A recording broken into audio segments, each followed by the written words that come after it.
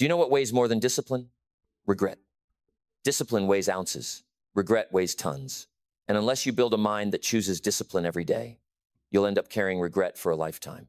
What I want to share with you in this video is how to build a mind so disciplined, so trained, that mediocrity can't touch it. You'll discover why discipline is the master key, why success is nothing more than a few simple habits repeated daily, and how to shift your philosophy so it works for you instead of against you.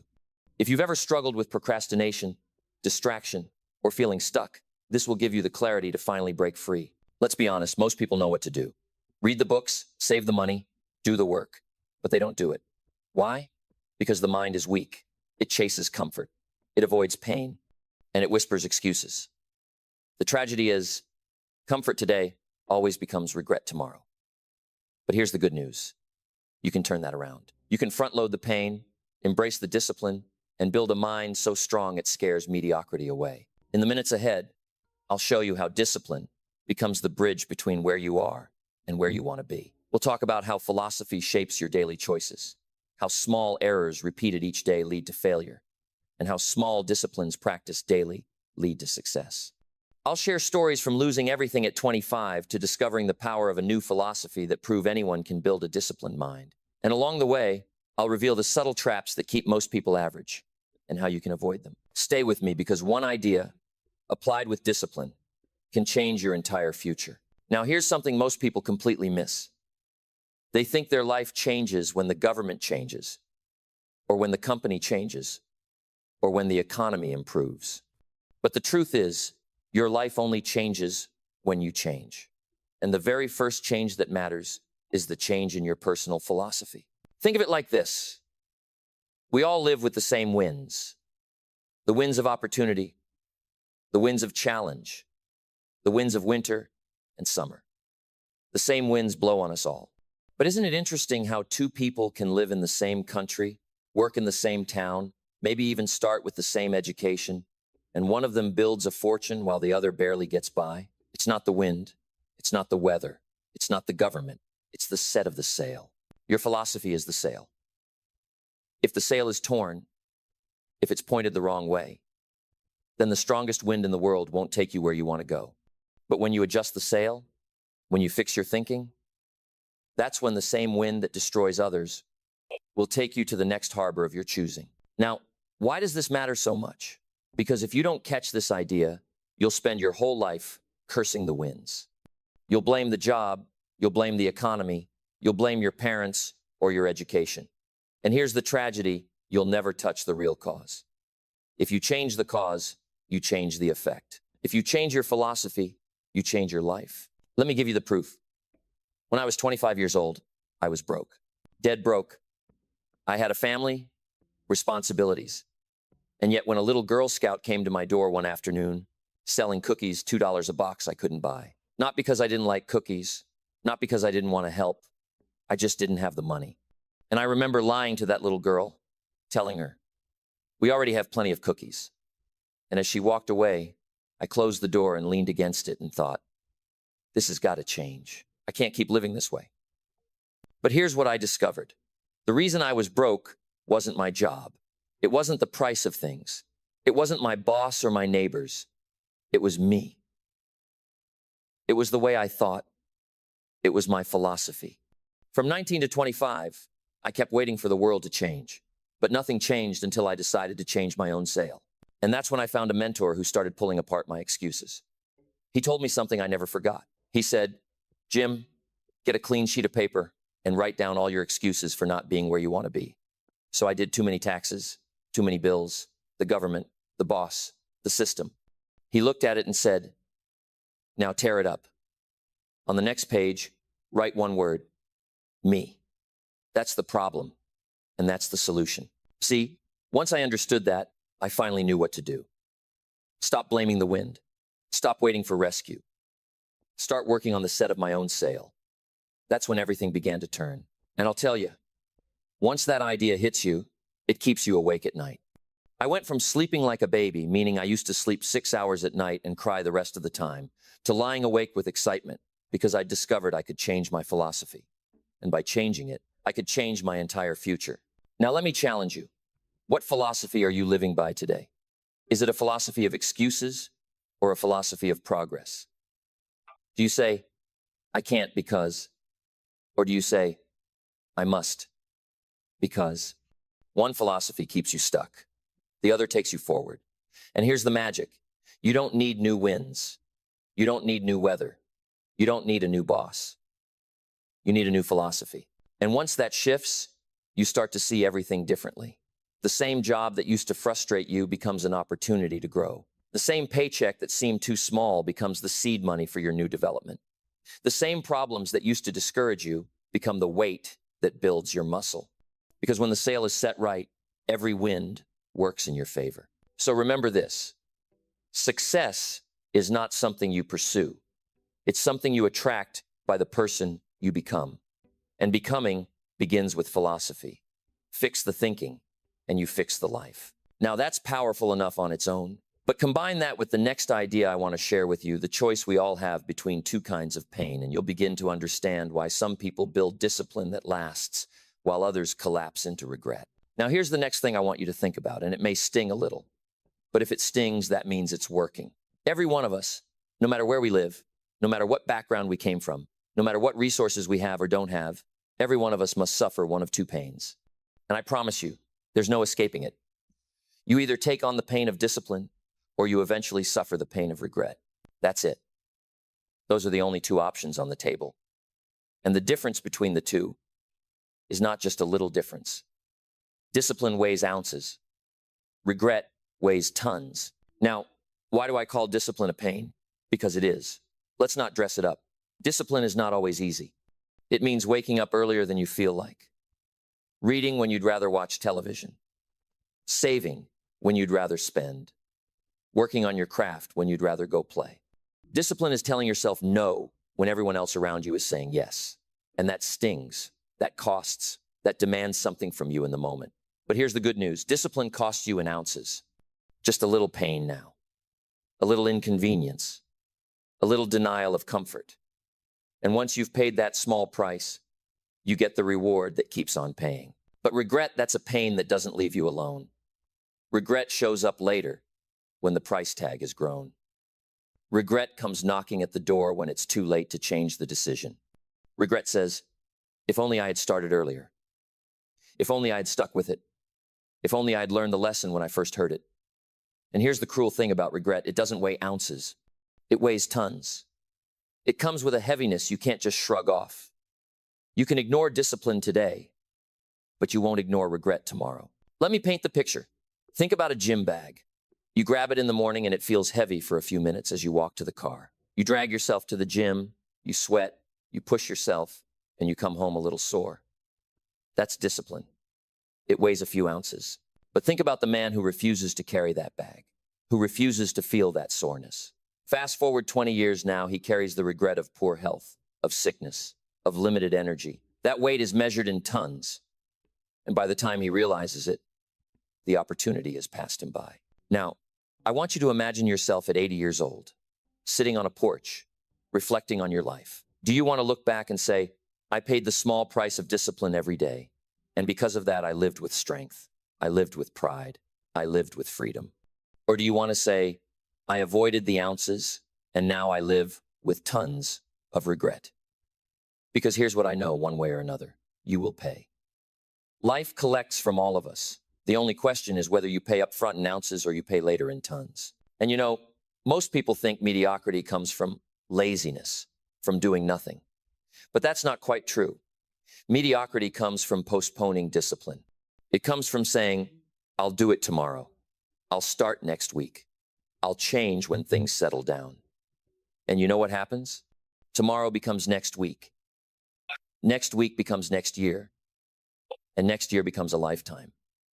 Before long, the person looks back and realizes they traded decades of potential for a few moments of comfort. They postponed discipline until regret became permanent. Now here's the turning point. Once you understand this principle, you start to see every choice differently. Every time you face a decision, do I read or do I scroll? Do I save or do I spend?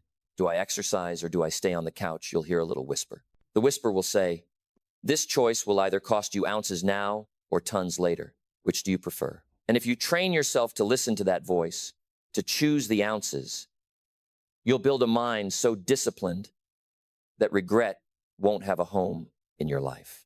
And let me tell you from experience, the rewards are worth it. When you practice discipline, not only do you build strength in the moment, but you also build a future you can be proud of. Every time you choose discipline, you store up confidence. You build integrity with yourself. You can look in the mirror and say, I kept my word. I did what I said I would do. That feeling that self-respect is worth every ounce of pain discipline asks from you. So here's the challenge I want to leave you with before we move forward. Tonight, write down one area where you know discipline is missing. Not 10 areas, not 20, just one. Maybe it's your health, maybe it's your money, maybe it's your learning. Then decide, will I pay the ounces now, or will I live with the tons later? That simple choice, that one change of philosophy could save you from years of regret, and that's powerful enough on its own. But combine it with the next truth I want to share, the law of sowing and reaping, and you'll see why discipline isn't just about avoiding pain. It's about planting seeds that multiply into a harvest you can't imagine. Now, let me take you into one of the oldest and most unshakable laws of life. A law that doesn't bend for anyone. A law that has operated since the beginning of time and will operate long after you and I are gone. It's the law of sowing and reaping. You've heard it said in different ways, but let me put it as clearly as I can. You always reap what you sow. You reap more than you sow, and you reap later than you sow.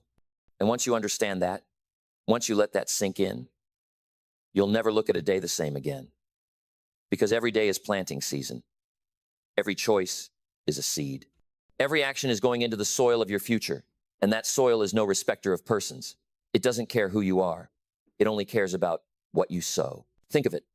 A farmer doesn't go to the field in October and demand a harvest without planting in April. No. The farmer knows that first comes the planting, then comes the watering, then comes the waiting, and only later comes the harvest. The farmer understands the sequence. But so many of us in life, we want to skip the planting and jump to the harvest.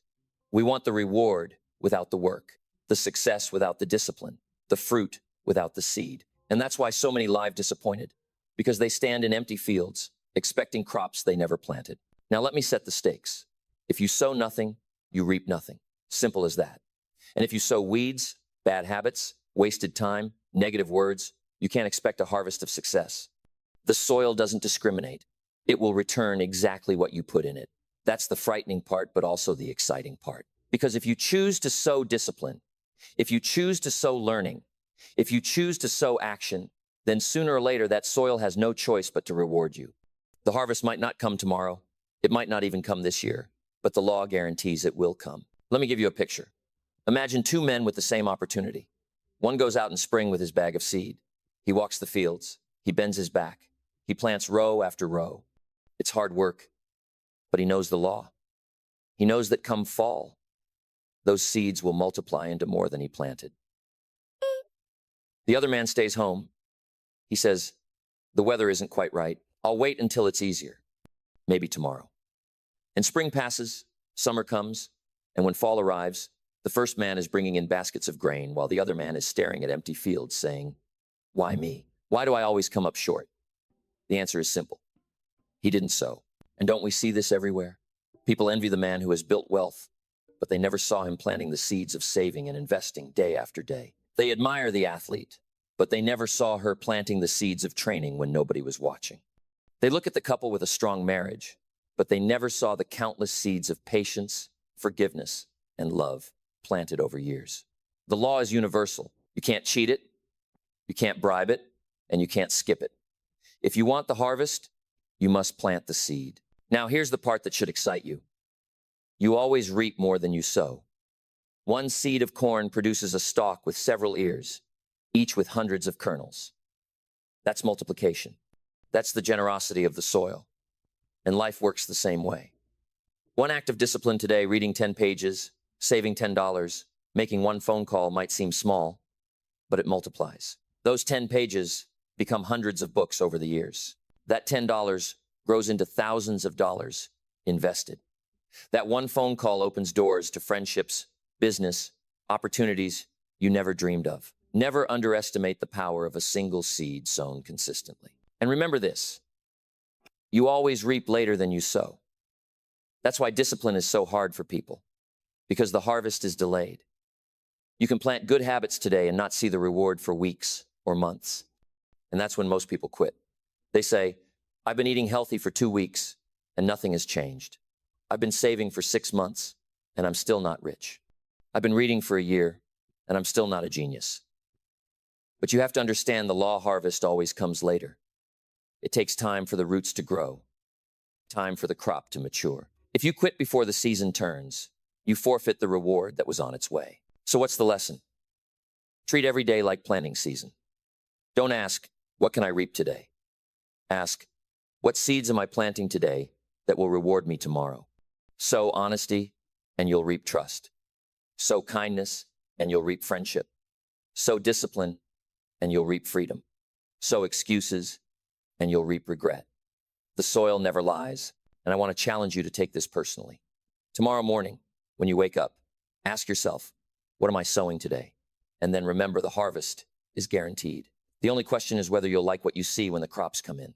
And that's powerful enough to change your thinking. But when you see how this connects to the next principle, the difference between small errors and small disciplines, you'll understand why mediocrity is so easy to fall into and why greatness is built one simple choice at a time. Now, let me tell you something that really turned my whole life around once I grasped it. Most people think failure is some sudden event, like one big crash, a single mistake, a major catastrophe that happens overnight. And they think success is the same way. Some great breakthrough, a lucky moment, a once-in-a-lifetime opportunity. But that's not the way life works. Failure is not a cataclysm. Success is not an accident. Failure is a few errors in judgment repeated every day. Success is a few simple disciplines practiced every day. That's it. That's the formula. It's simple, but it's not easy. Now let's look at why this matters so much. Because if you don't catch this truth, you'll make the mistake of ignoring the small things. You'll tell yourself, it doesn't matter if I skip reading today. It doesn't matter if I spend this $20 I should have saved. It doesn't matter if I eat this junk food. It's just one day, just one choice. And you're right, it doesn't matter in the moment. The sky doesn't fall. No alarms go off. Nobody shows up at your door to collect the bill. But here's the danger. Because it didn't matter today, you think it won't matter tomorrow. And then you do it again and again until the small errors have compounded into a mountain of regret. It's like this: if you fail to read a book today, nobody notices. If you fail to read for 90 days, you probably won't even notice much yourself. But let that habit stretch into a year, into 5 years, into 10 years, and suddenly you've missed the ideas, the strategies, the philosophies that could have reshaped your destiny. That's the way it works. Errors in judgment are silent at first, but deadly in the end. And the reverse is just as true. The small disciplines don't look like much in the moment either. You read 10 pages and close the book, and nothing feels different. You jog for 20 minutes and come home sore, but nothing looks different. You save $10, and it doesn't feel like wealth. But multiply those actions over time, and they turn into a harvest of strength, wisdom, and freedom. Just like the farmer, no one day of planting looks like much. But season after season, year after year, the barns fill with grain. That's the compound effect of discipline. Think of money as an example. You skip saving today, and what happens? Nothing. But repeat that error long enough, and one day you wake up at retirement age with nothing to show for all your years of work. On the other hand, you save a little today, and you look at the account, and it's small, almost laughable. But repeat that discipline month after month, year after year, and one day you find yourself with freedom, security, options. The discipline compounded. Here's the tragedy: you can drift into failure without even knowing it. Nobody drifts into success. Success has to be chosen on purpose. It whispers, this one doesn't matter. It lulls you into comfort until one day you look back and realize the little errors added up to a wasted decade. But here's the opportunity: you can choose success the same way, by whispering to yourself, this one does matter. By deciding that every small discipline is a seed worth planting. By choosing to repeat those disciplines until they carry you into the life you want. Let me ask you, what are the small errors you've been repeating? Maybe it's neglecting your health. Maybe it's letting your mind go untrained. Maybe it's spending more than you earn. Maybe it's wasting too many evenings on entertainment. And now ask, what are the small disciplines you could begin today? Maybe it's 10 minutes of reading. Maybe it's writing in a journal. Maybe it's making one call to strengthen a relationship. None of those will change your life in one day, but given enough days, they'll change everything. So remember this, your future is hidden in your daily routine, not in the big events, not in the lucky breaks, not in the dramatic moments. It's in the simple choices you make when nobody's watching. You don't have to turn your life upside down overnight. You just have to stop repeating the small errors and start repeating the small disciplines. And once you catch this, once you see how powerful daily disciplines are, then you'll understand why I always say, work harder on yourself than you do on your job. Because when you change yourself, you change your income, your opportunities, your relationships, your entire life. And that's where I want to take you next. Now, here's the next idea, and I'll tell you. The first time I heard it, it almost knocked me out of my chair because nobody in school had ever said it. Nobody on the job had ever said it. And certainly none of my broke friends had ever said it. The phrase was simple, but it changed everything. Work harder on yourself than you do on your job. Let me say it again, because it might slip by you if you don't pause and catch it. Work harder on yourself than you do on your job. Now, why would that be such a big deal? Because your job will make you a living, but working on yourself will make you a fortune. And that's the difference between just surviving and truly succeeding. Think about it. Your income is a direct reflection of the value you bring to the marketplace. The marketplace doesn't pay you for time. It doesn't even pay you for effort. It pays you for value. And if you want more pay, you don't have to beg for it. You don't have to demand it. You don't even have to strike for it. You have to become more valuable. You increase your value, the marketplace increases your pay. That's the way it works. So if you want to change your paycheck, change yourself. Now, here's what I discovered in my own life. At age 25, I was working hard. No one could say I was lazy. I was sincere. I put in the hours, but I was broke. I was behind on my promises, behind on my bills, behind on my dreams. And I thought the answer was to work harder at the job. So I did. And do you know what happened? Nothing. Because effort alone doesn't change your life. Value changes your life.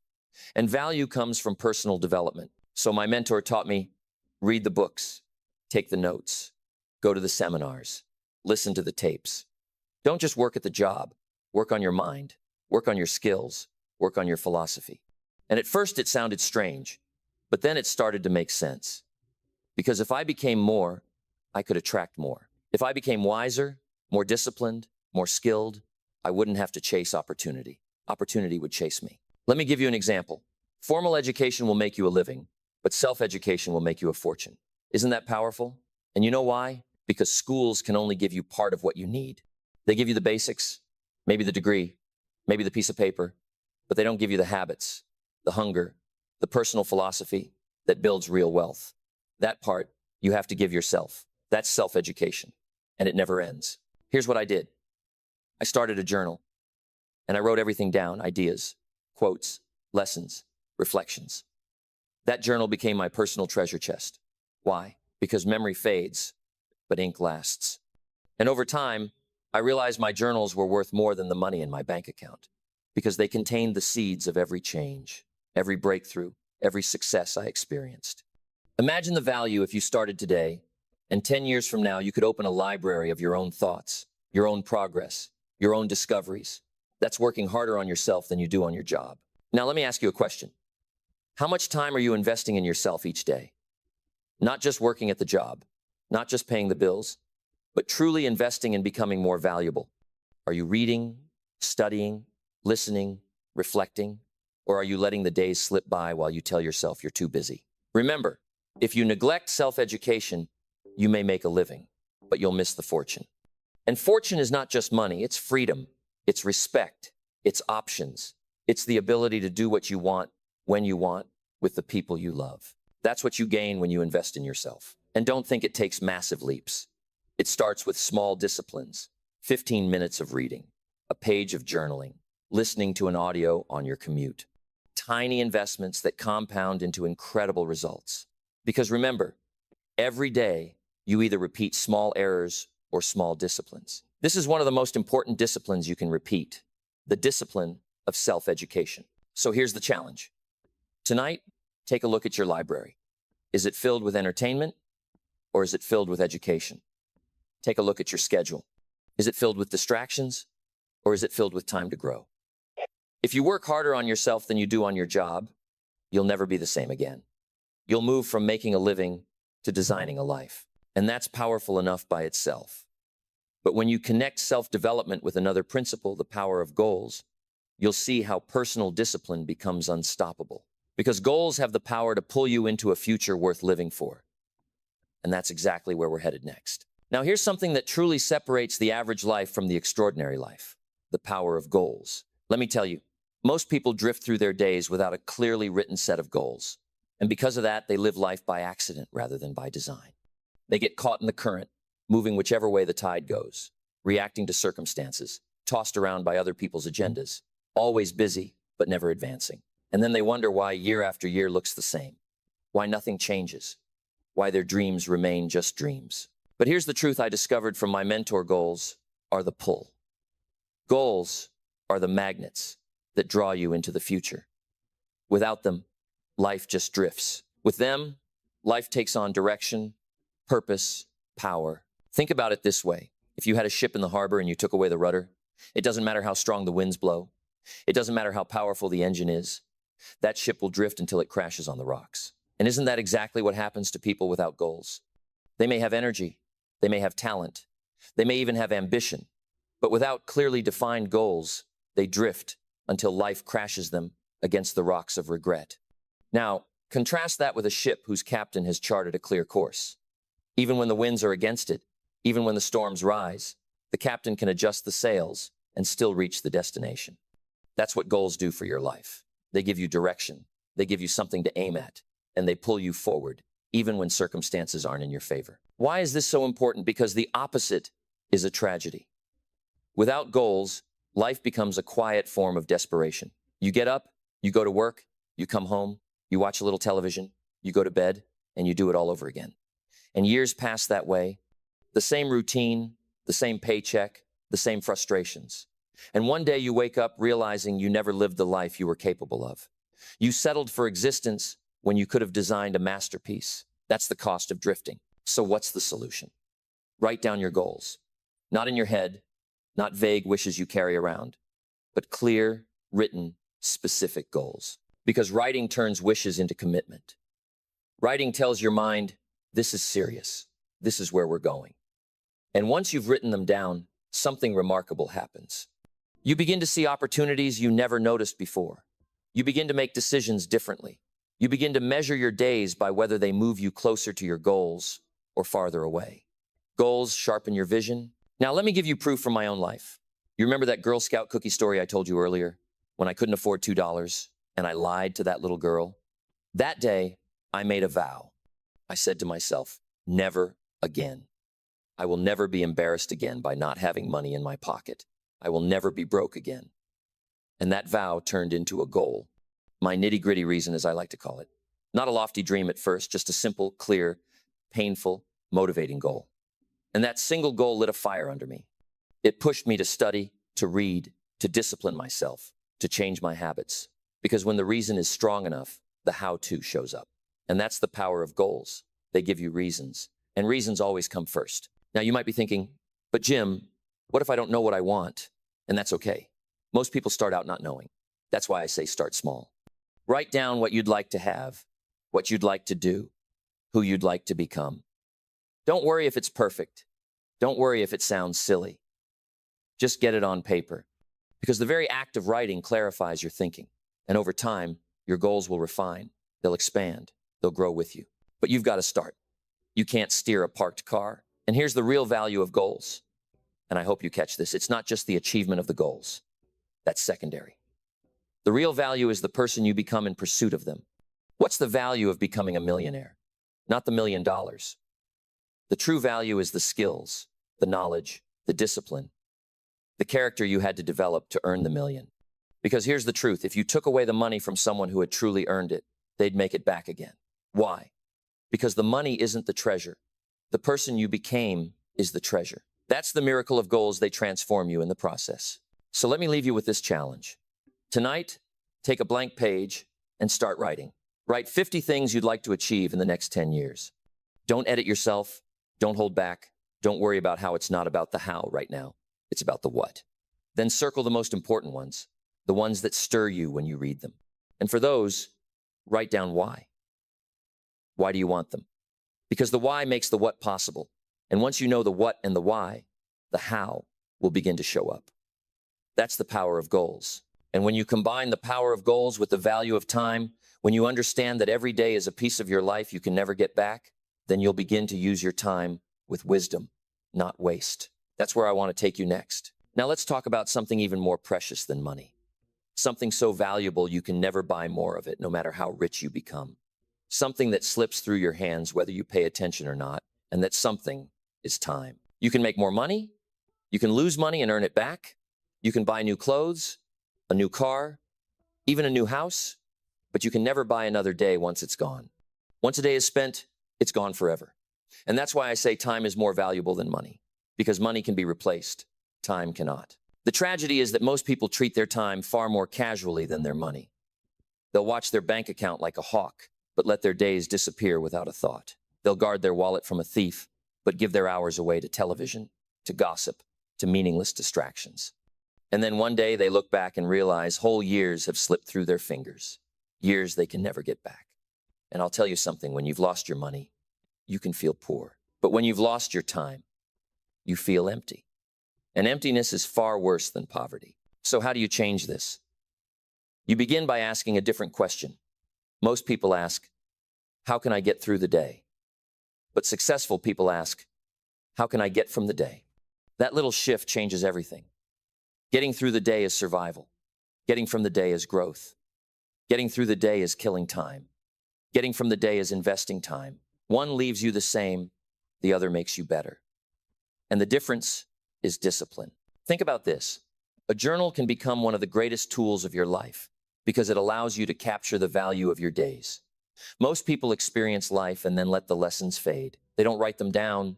They don't reflect. They don't keep the harvest of the day. But imagine if you took just 10 minutes every evening to write what you learned, what you felt, what you achieved, what you failed at, and what you'll do better tomorrow. After a year, you'd have a book of wisdom. After 10 years, you'd have a library. And when you look back, you wouldn't just remember the events, you'd remember the lessons. You'd remember the progress. You'd remember the growth. That's the discipline of valuing time. Now, why is this so powerful? Because small daily disciplines compound. If you waste an hour today, no big deal. Waste an hour tomorrow, still no alarm bells. But keep repeating that error, and suddenly you've wasted a year, then a decade. On the other hand, if you invest an hour today, reading, planning, exercising, you may not feel the difference tonight, but invest that hour every day, and you'll look up 1 year later, and your life will be unrecognizable. That's the compound effect of valuing your days. Let me tell you a story. Years ago, I met a man who was well into his 60s. He told me with regret, Jim, if only I had started this self-education journey when I was 25, I'd be so far ahead. And I said, yes, but think where you'll be if you start today. In 5 years, you can be 5 years ahead. In 10 years, you can be 10 years ahead. The key is not when you start. The key is that you start. And that applies to time management. The best time to start valuing your days was yesterday. The second best time is today. So here's the challenge. Don't just mark your calendar with appointments and meetings. Mark it with growth. Schedule your disciplines. If something is important, put it in your day on purpose. Don't just hope it happens. Make it happen. Block out the time to read. Block out the time to reflect. Block out the time to build relationships. Because if you don't schedule your life, somebody else will. And they'll schedule it around their goals, not yours. And remember, it's not just about packing your days full of activity. It's about making sure your activity matches your values and your goals. Some people are busy all the time, but getting nowhere. Activity without purpose is the thief of time. But purposeful activity, activity that moves you closer to your vision, is the best investment you'll ever make. So don't ask yourself, what did I get paid for today? Ask yourself, what did I become today? What did I learn? What seed did I plant? What relationship did I strengthen? What discipline did I practice? If you can answer those questions every evening, you'll never waste another day again. And once you learn to value your days, once you treat time as your most precious asset, then you'll begin to notice something else. Your associations, The people you spend that time with are either multiplying your value or stealing it away. And that's where I want to take you next. Now, let me take you to another principle that has shaped my entire life. And if you catch this one, it may cause you to rethink some of the people you spend your hours with. Here's the principle. You are the average of the 5 people you spend the most time with. That's right. Not the 5 you admire, not the 5 you dream of meeting, but the 5 you actually associate with day after day. Because whether you know it or not, the people around you are rubbing off on you. Their words, their habits, their attitudes, their expectations. They're either pulling you up or dragging you down. And the scary thing is, most of us don't even notice it happening until years have passed. Now, why is this so important? Because your environment shapes your philosophy, and your philosophy shapes your life. If you surround yourself with complainers, sooner or later you'll find yourself complaining. If you spend your days with people who make excuses, you'll start making excuses. If your closest circle treats mediocrity as normal, you'll drift into mediocrity without even realizing it. But if you spend time with people who stretch you, who expect more from you, who live with discipline, then slowly but surely you'll rise to meet that standard. That's the invisible power of association. Think about it this way. If you plant a tree in poor soil, it struggles. The roots can't find nutrients, the leaves turn brown, and eventually it withers. But take the same tree, the same seed, and place it in rich soil, and it grows tall, strong, abundant. Now here's the question. Are you planted in rich soil or poor soil? Because you can be the right seed with the right potential. But if the soil, the people, the environment doesn't nourish you, you'll never grow into what you could have been. Let me tell you what I had to learn. In my early years, I was surrounded by people who thought small, spent everything they earned, wasted time, and laughed at the idea of discipline. And guess what? I was just like them. But when I found my mentor, everything began to change. He didn't just give me ideas, he gave me an example. His philosophy, his discipline, his way of looking at life, it started to rub off on me. And before long, my thinking changed, my habits changed, my results changed. Why? Because I finally put myself in better soil. Now, I know what you might be thinking. Jim, are you saying I should abandon my old friends? Should I cut people out of my life? Not necessarily. But I am saying you should be intentional about who gets the majority of your time. There are people you can love but not follow. There are people you can care about but not let shape your destiny. Because remember, influence is subtle but powerful. You don't have to consciously choose to become like your friends. You'll drift that way automatically. So here's the test. Look at your inner circle. Ask yourself, what direction are they moving? Are they growing, learning, disciplined, striving for more? Or are they stuck, bitter, careless with their time and their words? Because like it or not, that's the direction you're headed if you stay in that soil. And if you don't like the answer, it's time to make a change. Find people who inspire you. Spend time with people who challenge you. Read the books of people you admire. Listen to the voices that lift you higher. Because influence works both ways. Just as you can be dragged down, you can also be lifted up. Let me challenge you. Start building a new association plan. Ask yourself, who do I want to spend more time with this year? Who do I want to learn from? What voices do I want to hear daily? Maybe you can't meet them in person, but you can meet them in their books, in their recordings, in their ideas. That counts too. Fill your environment with people whose influence is worth catching. Because remember this, you'll become like those you spend the most time with, whether you intend to or not. And once you understand that discipline is strengthened or weakened by your associations, then you'll see why life feels so much like the changing of seasons. Because just like winter and spring, summer and fall, the people and influences in your life will change. Some seasons are for planting, some for protecting, some for harvesting, and some for enduring. And that brings us to the next great principle I want to share with you, the seasons of life, and how discipline prepares you for each one. Now let me share with you one of the most powerful metaphors I ever discovered, and it has guided me for decades. Life is like the seasons. You cannot change the seasons, but you can change yourself. That's one of the greatest lessons you'll ever learn. And when you understand it, you stop wishing for things to be different on the outside, and you start working to be different on the inside. Because the seasons will come whether you're ready or not. Winter will come, spring will follow, summer will test you, and autumn will reward you, or punish you depending on what you did with the first three. Now, why is this so important? Because so many people live as if life will always be springtime, as if opportunities will always be there, as if youth will never fade, as if health will never weaken, as if the market will always stay strong. But that's not how life works. Winter always comes. Sometimes it's a harsh financial winter. Sometimes it's a personal winter, a loss, a betrayal, a tragedy. Sometimes it's a health winter, when your body doesn't respond like it used to. And if you're not prepared, winter can crush you. But here's the good news. Just as surely as winter comes, so does spring. After difficulty comes opportunity. After the night comes the day. That's the rhythm of life. The key is to be ready for each season. In the spring, discipline means planting. This is the time to get busy, to sow as many good seeds as you can, because springtime doesn't last forever. Opportunities are perishable. If you don't act when the moment is right, the moment will pass. The farmer knows spring is short. You can't say, I'll plant next month, I'll plant next year. By then, the season is gone, and you're left with empty fields. So in your own life, when spring arrives, when you have the idea, the chance, the invitation, the open door, don't hesitate. Plant. Act. Discipline yourself to seize the season before it slips away. Then comes summer, and in summer, discipline means protecting. You've planted the seeds, but now the weeds will try to steal the nutrients. The pests will try to destroy the crop. And if you're careless, you can lose the whole harvest before it's even begun. And isn't that true in life? Once you've started something good, opposition shows up. Once you've built a habit, distractions try to break it. Once you've saved a little money, temptations show up to take it away. That's summer. Summer tests your discipline to defend what you've started, to stand guard against the weeds of negativity, the pests of doubt, the thieves of time.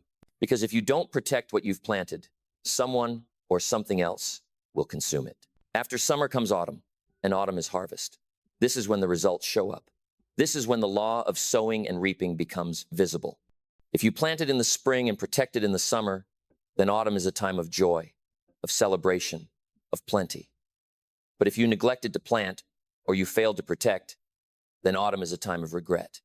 The farmer who planted nothing cannot say to the soil, please give me crops. The soil will simply answer, no seed, no harvest. And life is the same. Discipline in spring and summer makes autumn sweet. Neglect makes autumn bitter. And then comes winter again. And winter discipline means preparation. Winter is the time to reflect, to learn, to get strong, to endure. Because after every harvest, the fields go quiet. After every success, life tests you again. Winter asks, did you save from your harvest, or did you spend it all?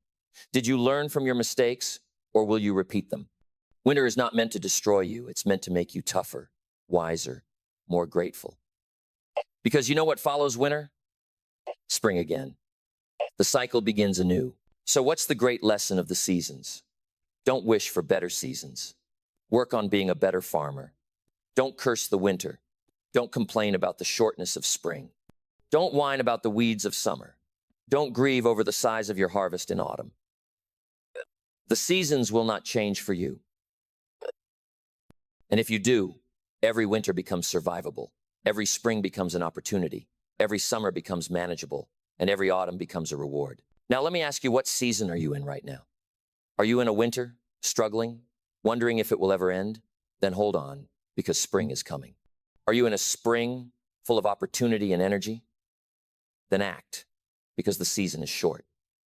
Are you in summer, where distractions and challenges are trying to steal what you've started? Then guard it with everything you've got.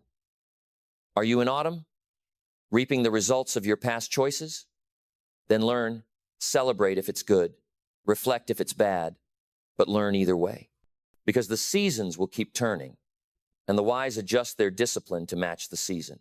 And once you understand this, once you see life as a cycle of seasons, then you begin to value the disciplines that carry you through.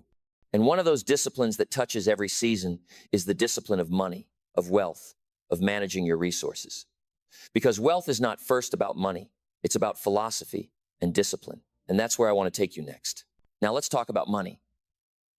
Because money is one of those areas where discipline, or the lack of it, shows up most clearly. And I want you to understand right away, wealth is not first about money. It's about philosophy. It's about the way you think, the way you act, the way you manage, the way you discipline yourself when it comes to resources. You see, money doesn't change you. It only magnifies who you already are. If you're careless with $1, you'll be reckless with 100. If you're generous with a little, you'll be generous with a lot. If you're disciplined when the paycheck is small, you'll be disciplined when the paycheck is large. It's never the amount, it's the habits. And that's why wealth is not a matter of chance. It's a matter of choice. And that choice is rooted in discipline. Now, here's the truth. Most people don't have a money problem. They have a philosophy problem. They say things like, if only I made more, I'd be fine. But let me tell you, more money won't solve a money problem if the philosophy behind it doesn't change. If you spend everything you make at 30, zero a year, you'll spend everything you make at 300, zero a year. The numbers change, but the habits remain the same. So the key is not to wish for more money, it's to wish for more wisdom. Don't wish for fewer bills. Wish for more skills. Don't wish for luck. Wish for discipline. Because discipline is what turns income into assets and assets into freedom. Let me share a story. When Andrew Carnegie was a young man, he wrote on a piece of paper a single goal. I will spend the first half of my life earning money and the second half giving it all away. That single philosophy guided his entire journey.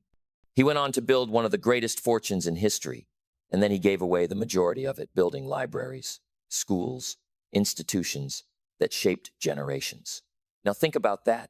His wealth wasn't just a number in the bank. It was discipline guided by philosophy. He knew what he was working for, and he disciplined himself to follow through. That's why I say wealth is not what you have, it's what you are. And here's another principle. Financial independence is not about how much you earn. It's about how you manage what you earn. You've got to learn to live on less than you make. That's called discipline. You've got to save part of every dollar. That's called discipline. You've got to invest in something that grows while you sleep. That's called discipline. And if you practice those simple disciplines over time, you'll move from survival to stability, from stability to success, from success to significance. But if you neglect them, no amount of income will save you. You'll always be at the mercy of circumstance. Now I know, saving doesn't feel exciting in the moment. Setting money aside feels like a sacrifice. But remember, it's the ounces of discipline today that save you from the tons of regret tomorrow. You save when you could spend, and years later you're free when others are trapped. You invest when you could indulge, and years later you're secure when others are worried. That's the harvest of financial discipline. And let me remind you, the goal is not just to pile up money. The goal is freedom. The goal is options. The goal is to become the kind of person who can create wealth, manage wealth, and then use it to make a difference. Because wealth without character is dangerous, but wealth with discipline becomes a tool for good. It builds families, it builds communities, it builds legacies. So here's my challenge to you. Starting today, pay yourself first. Before you pay the bills, before you spend on wants, pay yourself. Set aside a portion of every dollar and let that discipline compound over time. Start small if you must, but start. Because the habit matters more than the amount. And while you're at it, start working on your philosophy of money. Ask yourself, what do I believe about wealth? Do I see it as evil, or do I see it as a tool? Do I see it as luck, or do I see it as discipline? Your answers will shape your habits, and your habits will shape your future. And once you've disciplined yourself with money, once you've developed the philosophy that wealth is a matter of habits, not luck, then you'll begin to see another truth. That mediocrity doesn't just come from lack of money. It comes from the excuses we allow, the comfort we settle for, the self-deception we tolerate. And that's exactly where we need to go next, into the dangers of comfort and excuses, and how they quietly destroy discipline. Now let me talk to you about something subtle, something sneaky, something that ruins more lives than tragedy, more dreams than failure, and more fortunes than poverty. And it's not what most people think. It's not lack of talent. It's not lack of opportunity. It's not even lack of money. It's comfort and excuses. Because here's the truth. Mediocrity doesn't usually come from disaster. It comes from drifting. It comes from settling. It comes from choosing the couch over the book, the television over the journal, the excuse over the action. And the danger of comfort is that it doesn't feel dangerous. It feels good. It feels easy. It feels safe. But little by little, it steals your future. Now, why is comfort so dangerous? Because comfort whispers. It whispers, you've done enough for today. You deserve a break. You can start tomorrow. And if you're not careful, you start believing those whispers. You say, I'll eat better tomorrow. I'll save money next month. I'll read when I have more time. I'll fix my habits when life slows down. And every day you postpone, the weeds grow a little taller. The debt piles a little higher. The habits dig a little deeper. And before long, you've built a life of quiet excuses, a life of almost, a life of someday. But someday never comes. Now let me tell you what my mentor told me when I was 25. Broke, behind on my promises, behind on my bills, and full of excuses. He said, Jim, get out a piece of paper and write down every excuse you've got. Taxes are too high. Prices are too steep. The government won't help. The boss doesn't pay enough. People don't understand me. Opportunities are scarce. Write them all down. So I did. I filled up the page.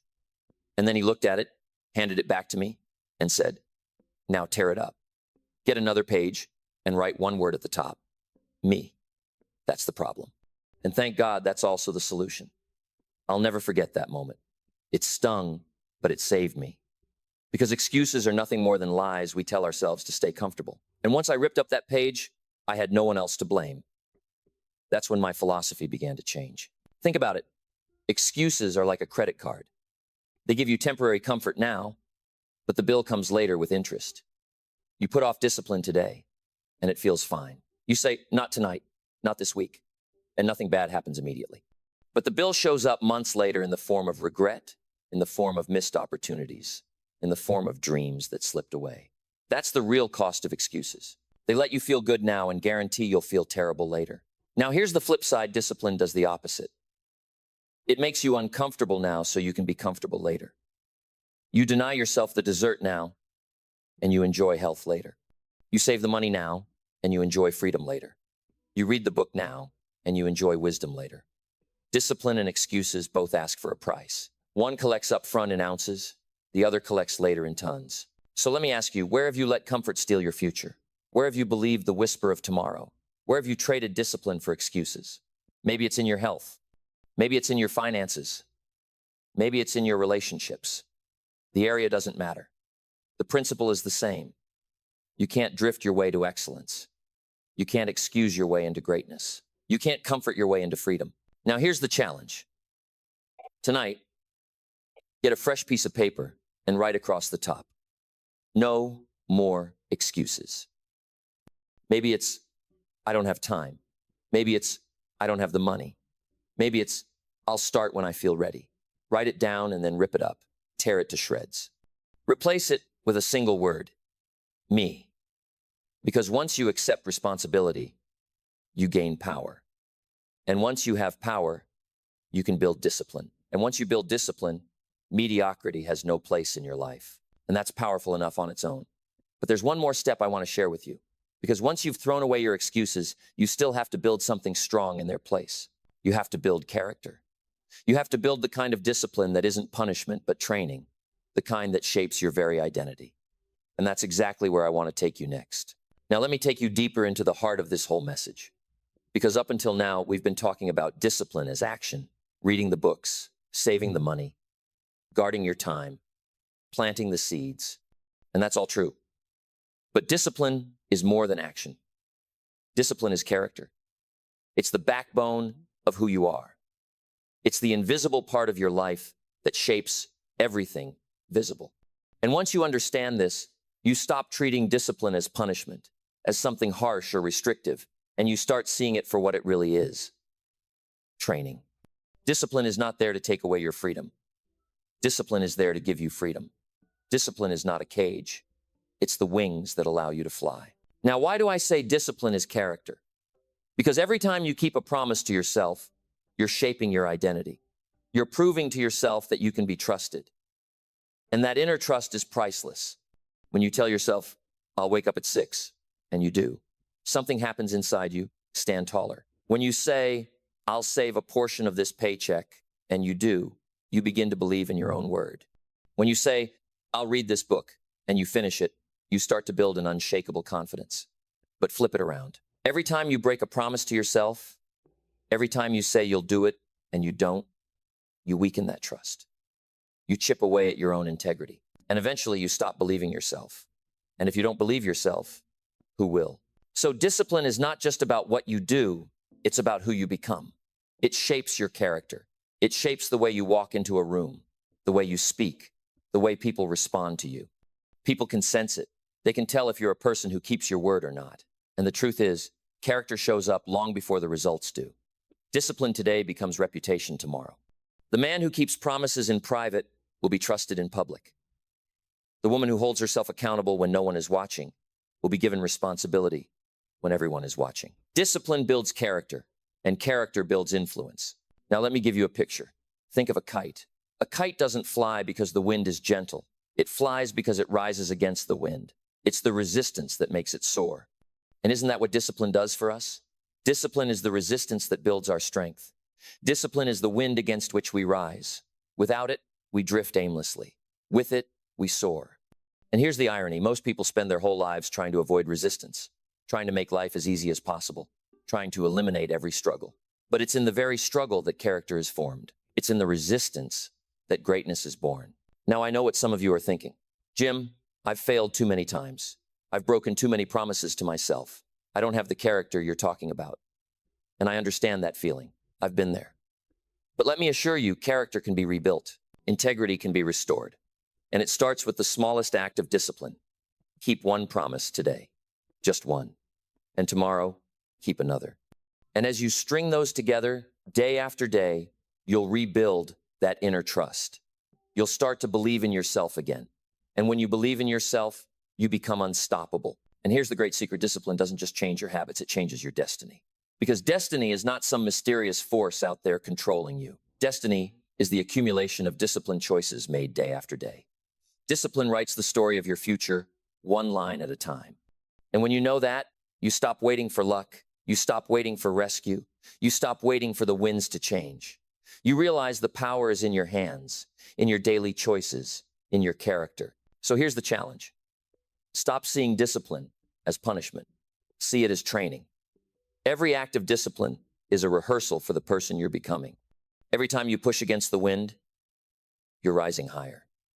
Every promise you keep is a brick in the foundation of your character.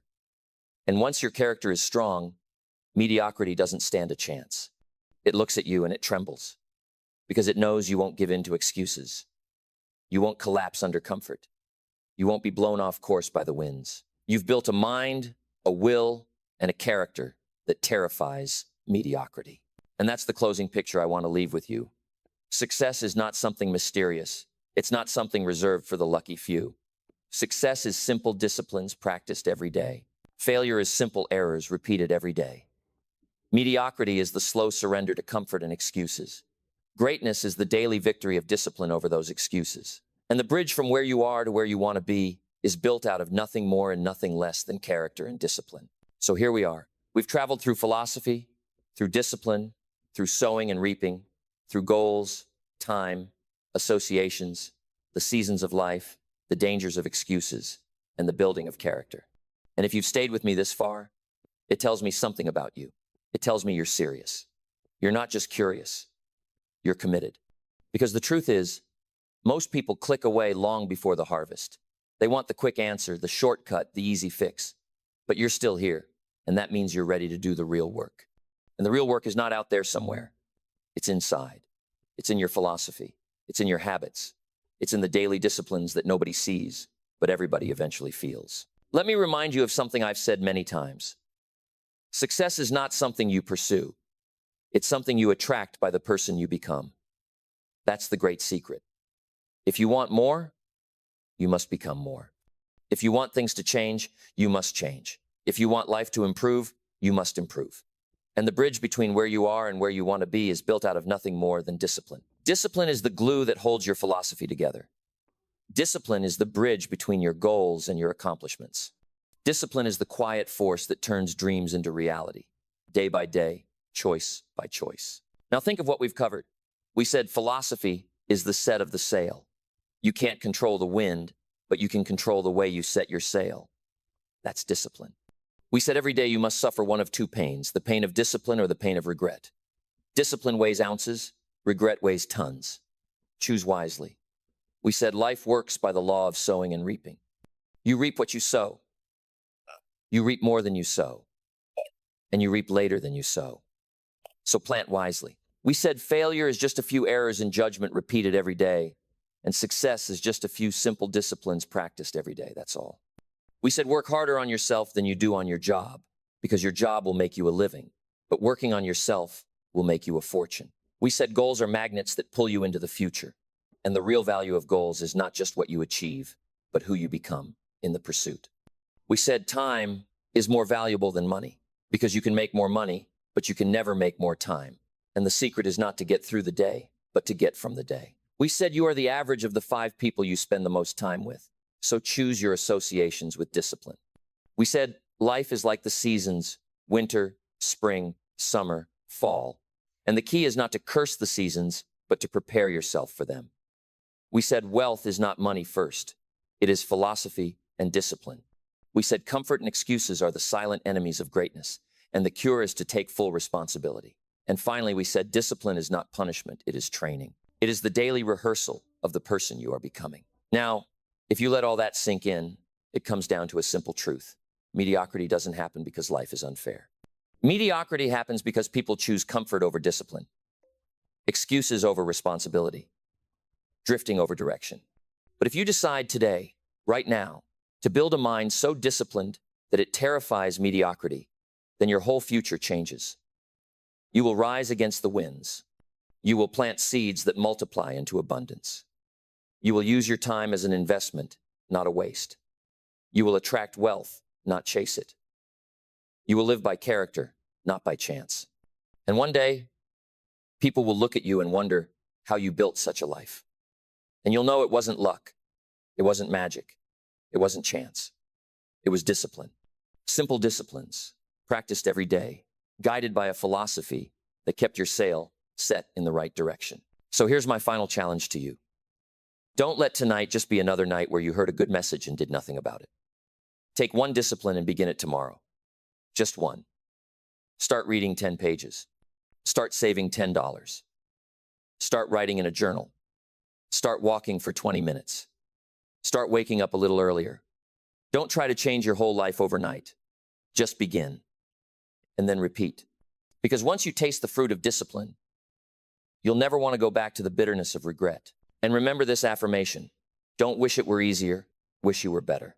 Don't wish for fewer problems, wish for more skills. Don't wish for less challenge, wish for more wisdom.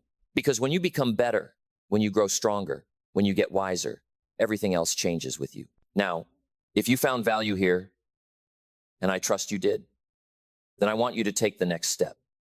Because the journey doesn't end here. In the next lesson, we'll dive deeper into one of the most powerful forces that will shape your destiny, your associations.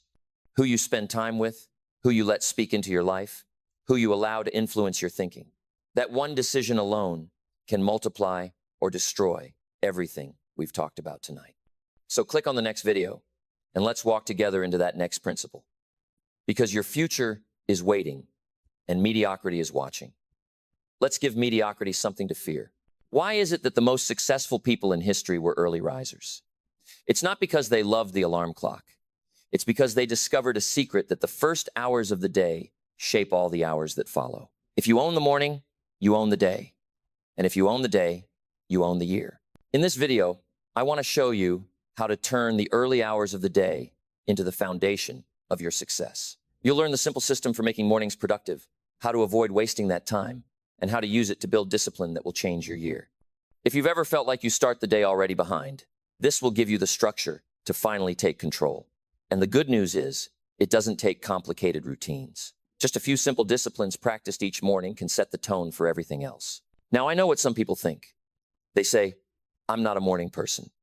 Or, I've tried getting up early before, but it didn't last. And I understand that. But the problem isn't the morning, it's the philosophy. If you wake up early and drift, you'll resent the morning. But if you wake up early and use that time with purpose, reading, planning, exercising, reflecting, you'll begin to love it. Because it becomes the quiet foundation where you can build without distraction.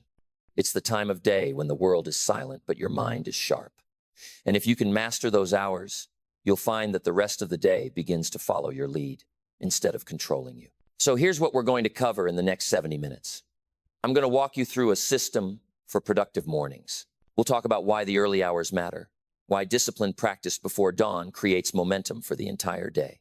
We'll look at how small daily habits compound into massive change, and how the law of sowing and reaping shows up in the way you use your mornings. We'll explore how to replace wasted time with meaningful actions, reading, journaling, exercise that build not only your day, but your year.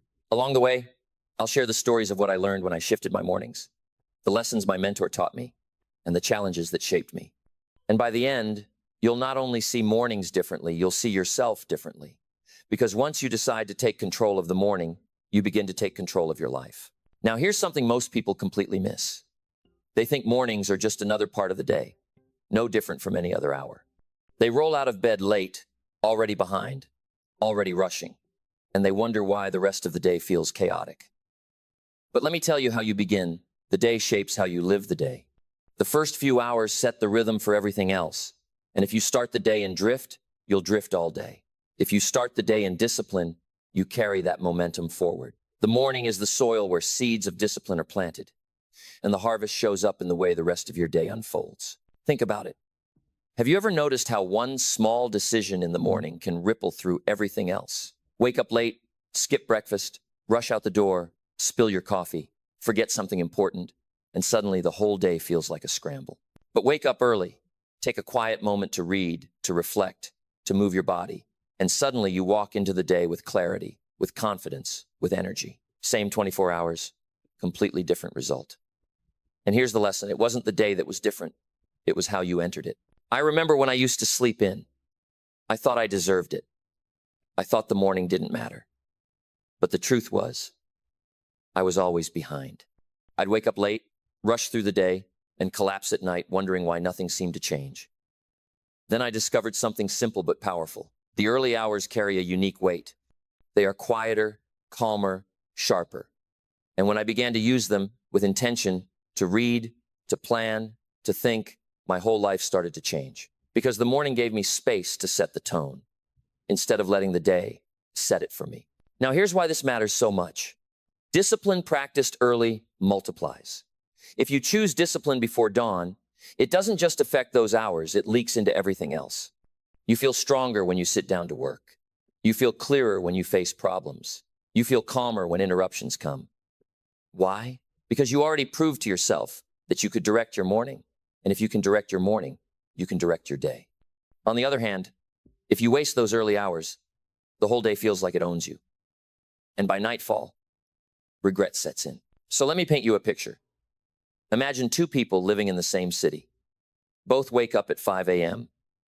One grabs the phone, scrolls through messages, drifts into the noise of other people's lives. The other sits quietly with a book, writes a few thoughts in a journal, moves the body, sets a plan. By 8 a.m., both have had the same 3 hours, but one has wasted them and one has multiplied them. And when you stretch that out, not for a day, but for a year, you see two completely different lives. That's the power of mornings.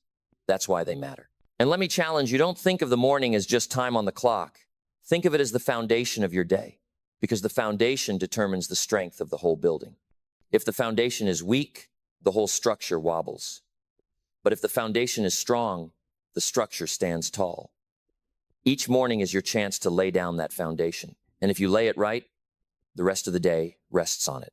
And once you catch that truth, once you begin to see how much power those early hours hold, then you'll start to notice something else. The hours before dawn carry a unique gift.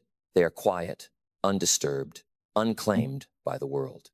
And if you can learn to guard those hours, to use them for growth instead of waste, they'll become the most valuable part of your day. And that's exactly what I want to show you next. Here's something that might surprise you. The hours before dawn carry a gift that most people never open. They sleep through it, they waste it, they overlook it, and yet it holds some of the richest soil for growth you'll ever find. Those early hours are the most undisturbed of your entire day. The phone isn't buzzing, the world isn't demanding, the noise hasn't started yet. It's quiet, it's still, it's yours. And the question is, what will you do with it? Because how you handle those hours will say a lot about how your year turns out. Think about it. Most of the world is still asleep. The streets are silent. The offices are dark. Even the distractions are dormant. It's in those hours that the mind is sharpest, that reflection is easiest, that learning sinks deeper. And if you learn to use that time with discipline, to read, to write, to think, to plan, you gain an advantage most people will never have. Because you've already invested in yourself before the world has even begun to pull at you. You've planted seeds in peace that will carry you through the storms of the day. I remember the first time I really caught this truth. I had been drifting, always waking late, always feeling behind. But when I began rising earlier, I noticed something remarkable. The world felt different in those quiet hours. It was as if I had space that others didn't. Space to catch my breath, space to think clearly, space to prepare. And I realized those hours weren't just empty time, they were sacred ground. They were the hours when I could shape myself before the world tried to shape me. And that changed everything. Now here's the danger. If you don't claim those hours, the world will. If you wake up and immediately check your phone, your mind is already filled with other people's priorities. If you flip on the television, the noise of the world already owns your attention. If you roll over and drift back to sleep, you've lost the very soil where discipline grows best. And the tragedy is, you don't notice the loss right away. One wasted morning feels harmless. But string them together, and you've wasted a year. Contrast that with someone who uses those hours with discipline. While the world is still sleeping, they're reading 10 pages of a good book, writing one new idea in their journal, moving their body to build strength. Small, quiet actions. No applause, no recognition. But day after day, those actions add up. By the time the rest of the world is waking, they've already set the tone, already planted the seeds, already built momentum, and that momentum carries through the day, through the week, through the year. It's like the farmer rising before the sun. He doesn't wait until noon to prepare his fields. He doesn't hope the crops will grow without his hand. He's out early, breaking the soil, planting the seeds, watering, protecting. And by the time the sun is high, his work is already in motion. Meanwhile, his neighbor sleeps in, drifts through the day, postpones the labor. And when harvest comes, one gathers abundance while the other gathers excuses. Same soil, same season, different discipline. And the difference was decided in the quiet hours. So let me challenge you, don't waste the gift. Claim it, guard it, use it. Set the alarm a little earlier. Don't roll over and hit snooze. Don't start with the noise of the world. Start with you. Start with your growth, your learning, your planning, your discipline. And if you do, you'll soon discover that those hours before dawn become the anchor of your success. They'll give you confidence others don't have, clarity others don't see, strength others don't feel. And that, my friend, can change your whole year. And once you've discovered the power of those quiet hours, once you've learned to use them instead of waste them, then you're ready for the next step. You're ready to build a system, a morning routine that feeds not just your day, but your life. And that's where we're headed next. Now, once you've learned to claim the morning hours, the question becomes, what do you do with them? Because it's not enough to just wake up early. You've got to use that time wisely. And here's one of the most powerful choices you can make. Use the morning for self-education. Fill those early hours with the voices of great minds, the lessons of great teachers, the ideas that stretch you, challenge you, and build you. Because formal education, as I've said before, will make you a living. But self-education will make you a fortune. Let me explain why this matters. School gives you the basics, but the marketplace demands more. A diploma might get you in the door, but it won't keep you there. What keeps you there, what makes you rise, what makes you indispensable, is the wisdom you add to yourself after school is done. And mornings are the best time for that. Because your mind is fresh, the world is quiet, and you can feed yourself ideas that strengthen your philosophy before the day even begins. I'll never forget when I discovered the library. I was 25 years old, broke, and embarrassed. I had a family to feed and promises I couldn't keep. And my mentor asked me one day, "Jim, how many books have you read in the last 90 days? I had to admit the truth, none. He said, "That's why you're broke. Your bank account is empty because your mind is empty." That stung, but it was the truth. And that day I went down to the library and signed up for a library card. That little card cost me nothing, but it opened the door to everything. Because from that day forward, I wasn't just waiting for life to teach me lessons. I was seeking them out in books. Now here's what I discovered. Books are mentors. They don't charge by the hour. They don't withhold their secrets. They don't quit on you. They sit patiently on the shelf, waiting for you to open them. ready to share the wisdom of centuries. And when you read in the quiet hours of the morning, it's like having a private meeting with the greatest minds who ever lived. They speak to you directly. They challenge you. They remind you that your problems aren't unique and that your potential is greater than you think. And I'll tell you what happened. I started to keep journals. I didn't just read. I captured ideas. I underlined sentences. I wrote notes in the margins. I took what I learned and made it mine. And over time, those journals became my treasure. More valuable than money, because they contained the lessons that built the money. And here's the challenge. Don't trust your memory. It's too short. Capture the ideas. Preserve them. Because one idea, written down and acted on, can change your whole year. So let me paint the picture for you. Two people wake up at the same time. One reaches for the phone, scrolls through news, messages, gossip. The other reaches for a book, reads 10 pages, writes one new thought in a journal. At the end of the day, they both had the same 24 hours. But one wasted the soil of the morning. The other planted seeds of wisdom. Now stretch that out over a year. One has read dozens of books, filled pages with insights, sharpened their philosophy. The other has nothing but fragments of other people's noise. And when the year ends, one has grown and one has drifted. That's the difference. And the good news is, you don't have to spend hours. Just 10 pages a day. Just 15 minutes. That's enough to start building a new foundation. Because the magic isn't in the volume, it's in the consistency. Read a little, capture a little, apply a little. Day after day, morning after morning, until your whole philosophy begins to shift.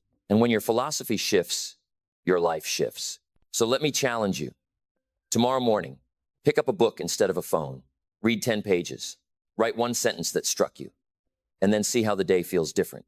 Do it for a week, and you'll feel sharper. Do it for a month, and you'll notice momentum. Do it for a year, and you'll hardly recognize yourself. Because books plant seeds, and the morning is the richest soil for planting them.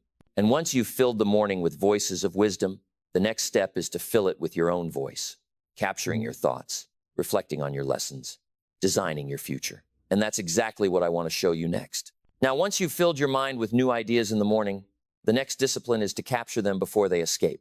Because here's what I've learned, ideas are like birds. They fly in, they perch for a moment, and if you don't catch them, they're gone. You can't trust your memory. It's too short, too slippery. The only way to make an idea yours is to write it down. That's why I've always said, keep a journal. Make it a daily practice to reflect, to record, to preserve the lessons of your life. Because a life worth living is a life worth recording. Why does this matter so much? Because the mind forgets. You'll hear something today, and it'll stir you. It'll move you. It'll light a spark inside you. But tomorrow, it's gone. And you're left with nothing but a faint impression that something once mattered. But if you write it down, if you capture the exact words, the exact thought, then you've frozen it in time. And later, when you return to it, it speaks to you again, sometimes with even greater power than the first time. That's the magic of journaling. It makes the lessons permanent. I can tell you, my journals became some of my greatest treasures, more valuable to me than money in the bank, because they contained the very ideas that created the money in the bank. When I traveled, I carried them with me. When I moved, they were the first thing I packed. If my house were on fire and I could save one thing, it would be those journals. Why? Because they held years of my life, my thoughts, my lessons, my philosophies, my reflections. They were proof that I had not just lived, but that I had learned. And here's another reason journaling matters. It clarifies your thinking. Sometimes you don't even know what you believe until you try to write it. Writing forces you to slow down, to order your thoughts, to face them honestly. It takes vague impressions and turns them into clear sentences. And in that process, you learn about yourself. You begin to see patterns, to notice mistakes, to celebrate progress.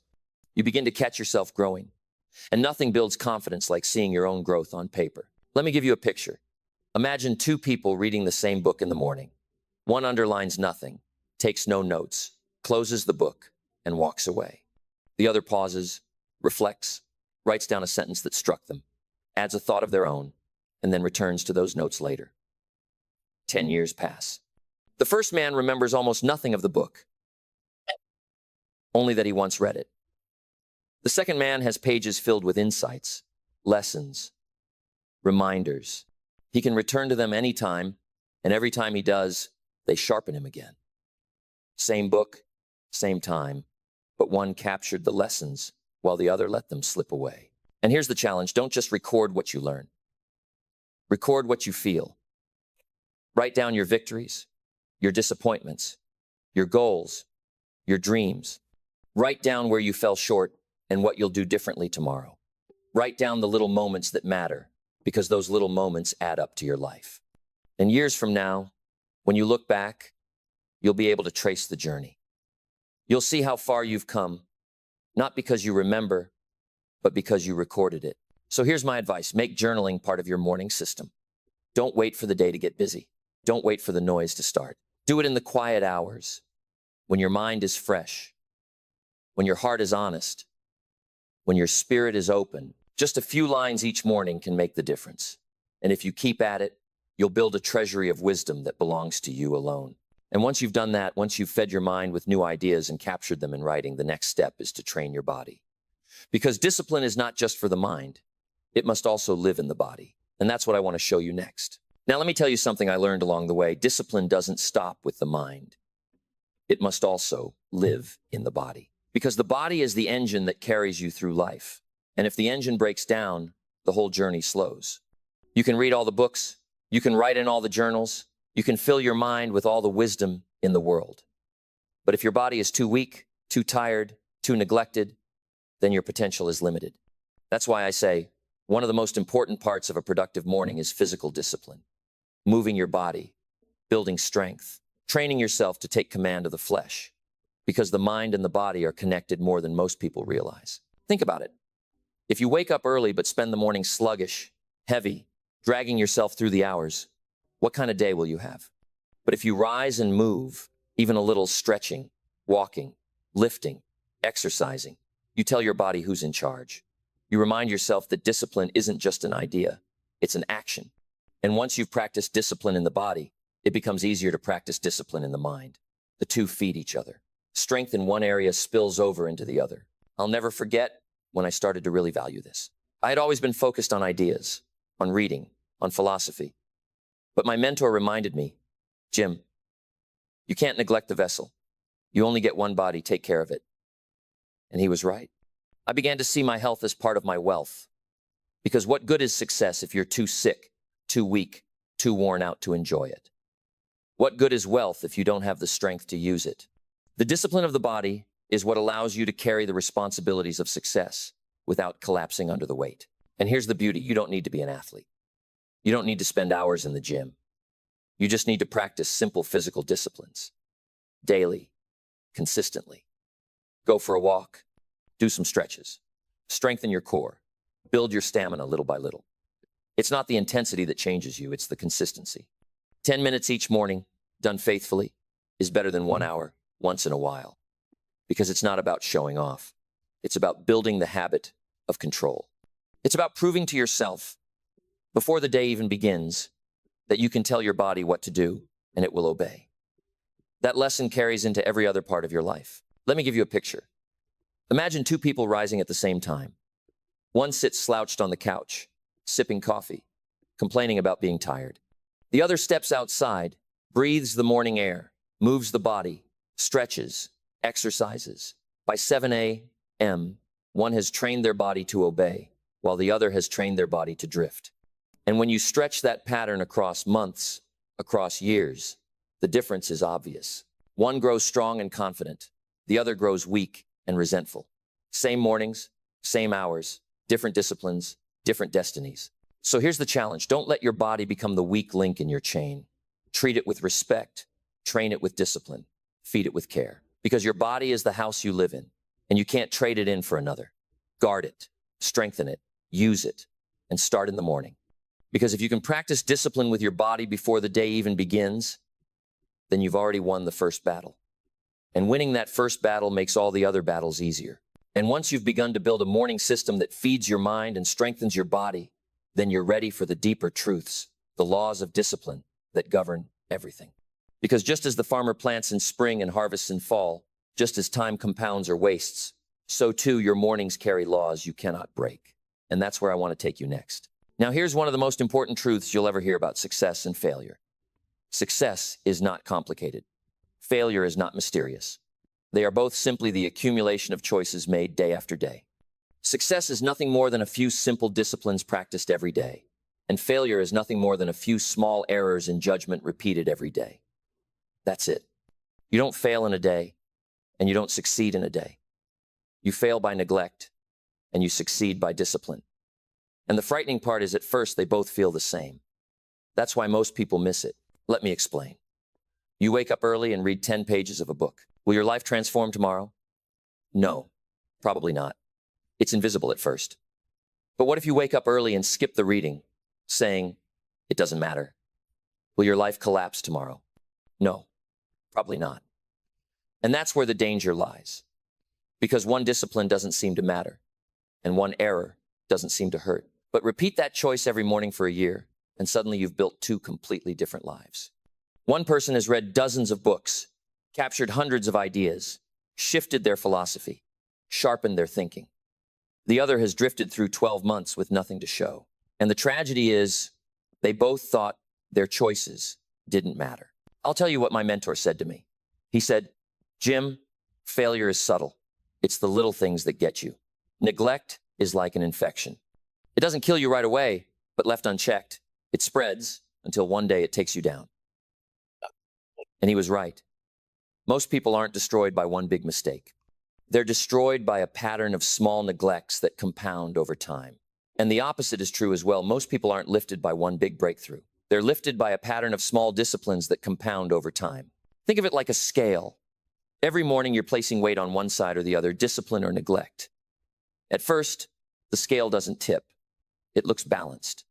But day after day, the weight accumulates, and suddenly it tips hard. One day you wake up and realize you're miles ahead or miles behind. And it wasn't luck. It wasn't chance. It wasn't fate. It was the daily deposits you were making in one direction or the other. Let me give you a picture. Two people rise at 6 a.m. One reads 10 pages, writes a note in a journal, does a few stretches. The other scrolls through the phone, hits snooze, drifts back to sleep. One small set of choices. No big deal. One has a mind full of wisdom, shelves full of journals, a body strengthened by discipline, a life shaped by intention. The other has a mind cluttered with noise, no record of growth, a body weakened by neglect, and a life shaped by drift. Same mornings, same hours, but different results, because one practiced small disciplines and the other allowed small errors. So here's the challenge. Don't underestimate the small. Don't fall into the trap of saying, it doesn't matter, because it all matters. Every choice, every morning, every routine is either moving you closer to success or pulling you toward failure. And you may not see the difference tomorrow, but you will see it in time, because time always tells the truth. And here's the good news, you can start a new direction anytime. Maybe you've neglected, maybe you've drifted, maybe you've let too many mornings slip away. But you can start today with one small discipline. Read the 10 pages, write the one note, do the one push-up, save the $1. Don't despise small beginnings, because small beginnings lead to big endings. And one day, you'll look back and realize that everything changed when you decided to trade small errors for small disciplines. And once you've grasped this, once you've seen how much your future is hidden in your daily choices, then you're ready to understand one of the greatest laws of life, the law of sowing and reaping. Because each morning is planting season, and what you sow in those hours will determine the harvest of your day, your year, your life. And that's exactly what I want to share with you next. Now, here's a law that governs everything: your health, your wealth, your relationships, your mornings, your whole life. It's the law of sowing and reaping. And once you understand it, you'll never look at your days the same again. The law is simple, but it's relentless. You reap what you sow. You reap more than you sow, and you reap later than you sow. 3 truths that explain why some lives rise and others fall. Why some people harvest abundance while others gather regret. Let's take the first one: you reap what you sow. That means if you plant corn, you don't get wheat. If you plant laziness, you don't get success. If you plant neglect, you don't get discipline. Life doesn't work that way. The harvest always matches the seed. And that's why your mornings matter so much, because every choice in those early hours is a seed. When you read a book, that's a seed of wisdom. When you write a reflection, that's a seed of clarity. When you exercise, that's a seed of strength. But when you roll over, when you scroll your phone, when you waste those hours, that's a seed of drift. And the soil always returns what you plant. Now, the second truth, you reap more than you sow. And this is both the danger and the opportunity. One seed of corn doesn't produce one kernel. It produces a stalk with ears, with hundreds of kernels. The return is always multiplied. And life works the same way. One good habit, practiced daily, multiplies into years of strength. One idea, captured and applied, multiplies into opportunities you could never predict. One early morning of discipline becomes a week of momentum, then a month, then a year of progress. But it works the other way too. One neglected morning becomes a pattern of neglect. One excuse becomes a habit of excuses. And soon, the weeds take over the whole field. That's the law. It multiplies whatever you put into it, good or bad. And here's the third truth, you reap later than you sow. And this is where most people fail, because we live in a world that wants everything instantly. We want the harvest today. We want the reward before we've put in the discipline. But it doesn't work that way. The farmer doesn't plant in spring and reap in summer. He waits until autumn. There's always a delay between planting and harvest. And that's why discipline feels hard at first. You wake up early and nothing changes that day. You read 10 pages and you're not wiser by nightfall. You exercise and you don't look different in the mirror tomorrow. But if you stay with it, if you guard the seed, if you keep sowing, one day the harvest comes. And when it does, it's always more than you planted. I remember realizing this in my own life. For years, I sowed neglect. I sowed drift. I sowed excuses. And when the harvest came, I didn't like it. I was broke, embarrassed, behind on my promises. That was the crop I had grown. And it was nobody's fault but mine. But here's the good news. Once I learned the law, I realized I could change my harvest by changing my seed. I couldn't go back and change the old seasons, but I could start sowing discipline today. And that meant that sooner or later, I'd reap a different crop. So let me challenge you. Look at your mornings as planting season. Every day, before the sun rises, you have a field waiting, and you get to decide what to sow. Will it be seeds of neglect or seeds of discipline? Seeds of distraction or seeds of wisdom? Seeds of drift or seeds of purpose? The harvest will tell the truth. Not tomorrow, not next week, but in time. And when that harvest comes, you'll either be glad you planted or wish you had. And here's the greatest part. You can start a new season anytime. Maybe you've wasted mornings. Maybe you've sown weeds. Maybe you've neglected too long. But you can start tomorrow with one new seed. Read 10 pages. Write one thought. Move your body. Do it again the next day, and again the day after. And in time, you'll have a field full of abundance instead of regret. That's the promise of the law. It's fair. It multiplies for anyone who practices it. And once you've caught this idea, once you see that every morning is planting season, then you'll begin to treasure those hours like never before. You'll see that time itself is the most valuable soil you have, because money you can replace, but time you can't. And that's the truth I want to share with you next. Now, here's a truth I want you to carry with you for the rest of your life. Money is valuable, of course, but money is replaceable. You can lose it and earn it again. You can spend it and make more. You can waste it and then, with effort, recover it. But time is different. Once time is gone, it's gone forever. You can't buy it back. You can't borrow it. You can't store it up. You can only use it while it's here. And that's why I say time is more valuable than money. And the greatest proof of that truth is the morning. Because the morning hours are the most precious, the most fertile, the most irreplaceable. Once you waste them, they're gone, and nothing can bring them back. Think about this. If you waste $1, you can earn another tomorrow. But if you waste an hour, there is no refund. That hour has vanished. And the tragedy is, most people treat their money with more respect than their time. They guard their wallet, but they squander their hours. They get upset if someone cheats them out of $10, but they let distractions steal 10 years. Isn't that something? And yet the secret to wealth, to growth, to freedom is learning to treat your time as the most valuable asset you have. Now, let me tell you what my mentor said to me. He said, Jim, Don't just get through the day, get from the day. And I didn't understand at first. I thought surviving the day was enough. But he explained anyone can get through the day. That's just drifting. The question is, did you get from the day? Did you extract the lessons, the ideas, the value? Did you use your time in a way that multiplies? Because if you get from the day, you grow. If you only get through it, you stay the same. And staying the same is the slow death of potential. That's why mornings matter so much. They are the time when your attention is sharpest, when the distractions are quiet, when your energy is fresh. They are the hours of greatest return. If you invest them wisely, reading, reflecting, planning, exercising, they'll give you back results all day long. But if you waste them scrolling, drifting, oversleeping, they'll cost you more than you realize. Because the day follows the morning, and the year follows the days. That's how valuable those hours are. Let me give you an image. Imagine you were given a bank account that deposited 440 every single day. But at the end of the day, whatever you hadn't used vanished. No rollover, no saving, no carrying forward. How carefully would you spend that money? How intentional would you be with each dollar? Well, life gives you exactly that, not in dollars, but in minutes. Every day you're given 440 minutes. And at midnight, they're gone. The question is, did you waste them or did you invest them? Did you get through them or did you get from them? And here's the truth. If you don't place a high value on your time, the world won't either. People will steal it, distractions will drain it, and you'll wake up one day wondering where it all went. But if you guard it, if you protect it, if you use it with discipline, you'll look back with gratitude instead of regret. So here's my challenge. Treat your mornings like treasure. Guard them as if they were gold, because they're worth more than gold.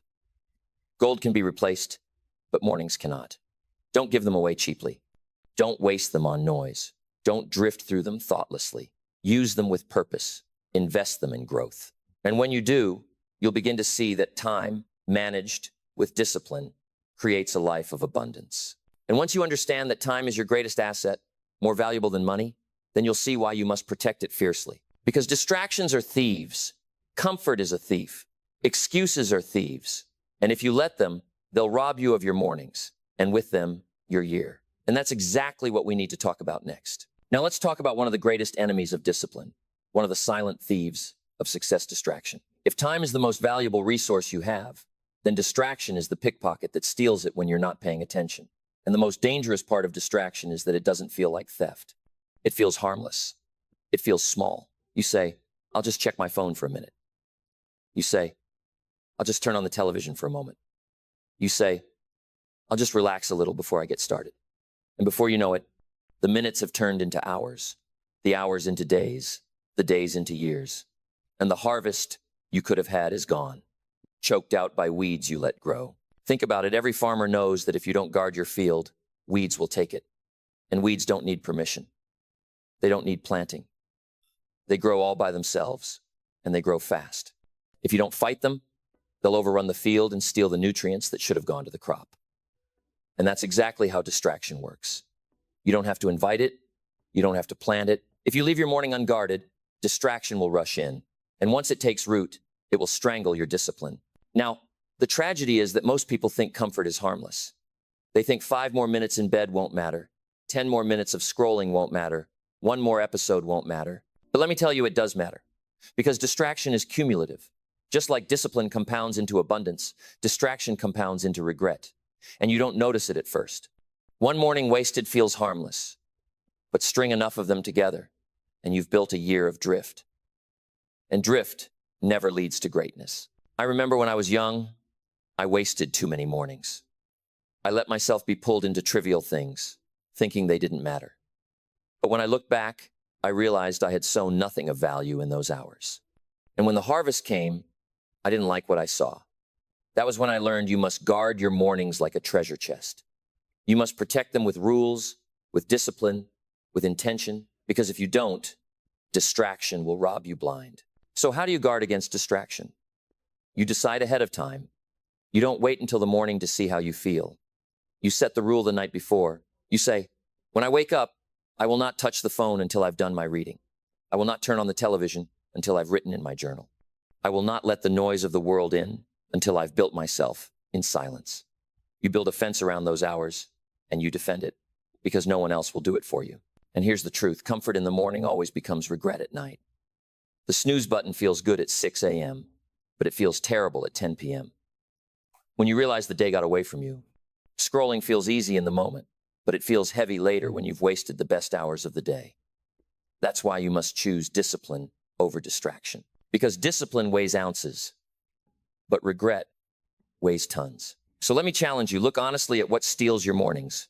Is it the phone, the television, the pillow? Write it down, call it out, and then decide what you'll do instead. Replace distraction with discipline. Replace weeds with seeds. Because if you let distraction own your mornings, it will own your year. But if you protect your mornings, you protect your future. And once you've learned to guard your mornings against distraction, the next step is just as important.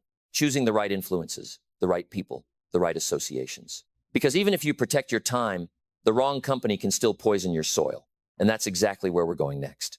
Now, let me tell you something that will shape your mornings, your habits, your whole destiny. You are the average of the 5 people you spend the most time with. And whether you realize it or not, their voices become your voice. Their habits become your habits. Their philosophy becomes your philosophy. And this isn't just about the big choices in life. It shows up in the mornings, too. If the people you surround yourself with laugh at discipline, pretty soon you'll be laughing at it. If they sleep late, drift, waste time, then you'll start to think that's normal. But if you spend your time with people who rise early, who read, who grow, who build, then that begins to rub off on you too. And without even noticing it, your mornings start to look like theirs. That's the power of associations. Why does this matter so much? Because even if you guard your time, even if you have the best intentions, the wrong company can poison your soil. Think of a tree planted in poor soil, and it struggles. It doesn't matter how much potential is inside the seed. It can't flourish in the wrong environment. But plant that same tree in rich soil, surrounded by nutrients, and it grows strong. It grows tall. It bears fruit. Nothing changed about the tree itself. It was the soil that made the difference. And that's how it works with you. Your associations are your soil. If you plant yourself in poor soil, you'll struggle. If you plant yourself in rich soil, you'll thrive. Now, here's what I discovered in my own life. When I was young, I was around the wrong crowd. Good people, sincere people, but they weren't going anywhere. They didn't challenge me. They didn't inspire me. They didn't push me to grow. And as a result, I drifted along with them. It wasn't until I found a mentor, someone whose life represented where I wanted to go, that everything changed. Suddenly, my thinking was challenged. Suddenly, my excuses didn't hold up. Suddenly, I saw what was possible. And that shift in association changed the course of my life. Here's the danger if you spend your mornings around the wrong influence. They'll steal them without you noticing. They'll convince you discipline is unnecessary. They'll make you feel silly for reading, for journaling, for exercising. They'll tell you to relax, to sleep in, to take it easy. And if you listen long enough, you'll believe them. But listen to the right influence, and they'll encourage you. They'll remind you why discipline matters. They'll lift your standards higher. The difference is life-changing. So here's the challenge. Take inventory of your associations. Ask yourself, who are the 5 people I spend the most time with? Do they inspire me, or do they drain me? Do they build me up, or do they pull me down? Do they make my mornings stronger, or do they weaken them? And be honest, because your future depends on it. If the answer isn't good, then you have to make a change. It might mean spending less time with some people. It might mean seeking out new voices, new mentors, new influences. It might mean spending your mornings not with people at all, but with books, with journals, with the voices of wisdom from the past. Because the truth is, if you don't have good company in person, you can still find it in print. And here's the good news. You don't need dozens of people to change your life. Just 1 or 2 strong influences can shift your direction. One good mentor can do more for you than a lifetime of drifting friends. One good book can shake you awake more than years of empty conversations. One disciplined voice in your life can be the difference between wasting your mornings and building a future with them. So guard your associations as carefully as you guard your time, because the people you walk with will determine where you arrive. If you want to own your mornings, if you want to build discipline, if you want to change your year, then surround yourself with people who live that way. Choose your soil wisely. Plant yourself in the right environment, and then watch yourself grow. And once you've chosen your influences wisely, once you've guarded your mornings from both distraction and poor company, then you'll see the bigger picture that your mornings aren't just about the day, they're about the life you're designing. And that's the truth I want to share with you next. Now, here's something you must never forget. Your life doesn't change in a year, it changes in a day. And it doesn't change in the big dramatic moments, it changes in the small, quiet disciplines you practice each morning. Because a day is just a collection of hours, a week is just a collection of days, a year is just a collection of weeks. And if you win the morning, you win the day. If you win enough days, you win the year. And if you win enough years, you win your life. That's why I say mornings matter far more than most people ever realize. They are the seedbed, not just of the day, but of the entire harvest of your life. Think about it. How does a wall get built? Brick by brick. How does a book get written? Page by page. How does a fortune get built? Dollar by dollar. And how does a life get transformed? Morning by morning. Each one may not look like much on its own, but put them together and you have something extraordinary. That's the magic of discipline. It compounds. One disciplined morning leads to one disciplined day. One disciplined day leads to one disciplined week. One disciplined week leads to a month of momentum. And before long, you've built a year of progress. And that year becomes the turning point of your life. Now, here's the tragedy. Most people underestimate the small. They think if change doesn't happen overnight, it's not worth it. They try a new habit for a week, don't see results, and quit. They forget that transformation is invisible at first. The seed planted in spring doesn't look like much, but underground, growth is happening. And if you wait, if you keep watering, if you keep protecting, one day the harvest shows. It's the same with mornings. You may not see the difference after 1 week of reading 10 pages, 1 week of journaling, 1 week of exercise, but keep going. And one morning you'll wake up and realize you are not the same person anymore. You think differently, you feel differently, you act differently. And that difference came from mornings you thought were ordinary, but were actually extraordinary. I remember when I started to practice this myself. It didn't look like much at first. 10 pages in the morning, 1 entry in a journal, a short walk to move my body. But when I look back after a year, the difference was remarkable. I had read more books than in the 10 years before. I had pages of notes filled with ideas, lessons, and reflections. I had built strength and confidence I never had before. And all of it came not from some massive breakthrough, but from the compounding of small, simple disciplines practiced in the quiet hours before the world woke up. That's when I truly understood that mornings have the power to change your year, and years have the power to change your life. So let me challenge you, don't despise the small beginnings. Don't say, it's only 10 pages. It's only a few minutes of exercise. It's only 1 note in a journal. Instead, remember that every great achievement is built on the foundation of small disciplines. 1 morning won't transform your life, but 1,000 mornings will. And whether those mornings are filled with discipline or neglect is up to you. And here's the good news. You don't have to wait for a new year, a new season, or a new chance. You can start tomorrow. 1 morning of discipline can be the first brick in the wall of your transformation. And if you lay 1 brick each day, 1 morning at a time, you'll be astonished at the life you've built when you look back a year from now. And once you catch this vision, once you realize mornings aren't just about starting the day, but about designing your future, then you'll see the final truth. Your mornings must connect to your philosophy. They must serve your larger purpose. Because without philosophy, routines become empty. And that's the last lesson I want to leave with you. Now, here's the final piece of this puzzle. It's not enough to simply rise early, read, write, move your body, and call it done. Those things are powerful, yes, but they must connect to something larger. Because discipline without philosophy can become empty, like going through the motions without meaning. And that's why I say you must design a morning philosophy. A philosophy is the compass of your life, the set of the sail that determines your direction. And if your mornings aren't tied to your philosophy, then you may be busy, but not purposeful. You may be active, but not advancing. The power of the morning is not just in what you do, but in why you do it. Think of it this way. The farmer doesn't rise before dawn just to rise. He rises because his crops depend on it. The athlete doesn't train early just to suffer.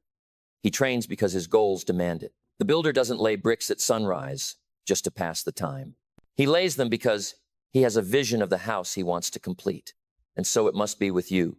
Your mornings should be tied to the life you want to design. If your philosophy is growth, then your mornings must include learning. If your philosophy is contribution, then your mornings must prepare you to give. If your philosophy is freedom, then your mornings must build the discipline that creates independence. Without philosophy, a routine becomes just another habit. With philosophy, it becomes a powerful tool for transformation. I remember when I first caught this truth. I was practicing the disciplines reading, writing, planning, but something felt incomplete. I was going through the motions, but I hadn't tied them to my larger purpose. Then one evening, my mentor asked me a simple question.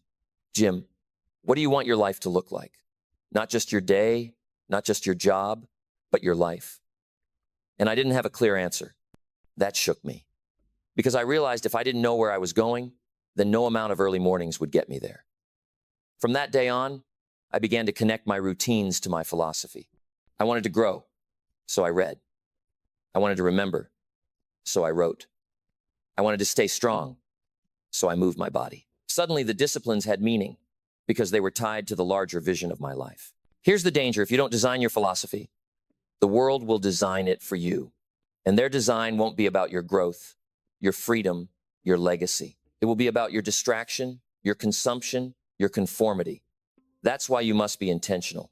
You must decide for yourself, who do I want to become? What kind of life do I want to live? What values will I build on? Once you've answered those questions, your mornings become clear because every discipline will flow out of that foundation. So let me challenge you, don't just wake up early for the sake of waking up early. Don't just follow a routine because someone told you it works. Build a morning philosophy that belongs to you.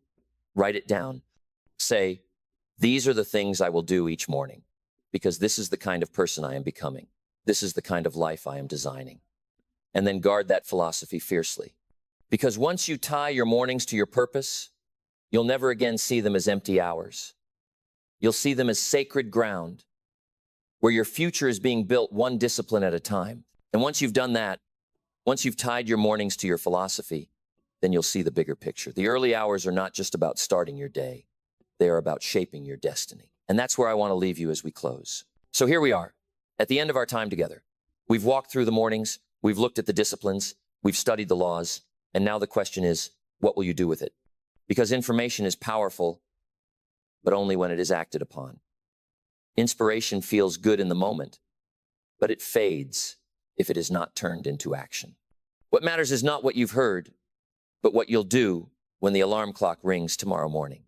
Will you rise and claim the gift of the quiet hours, or will you roll over and let them slip away? That's the real test.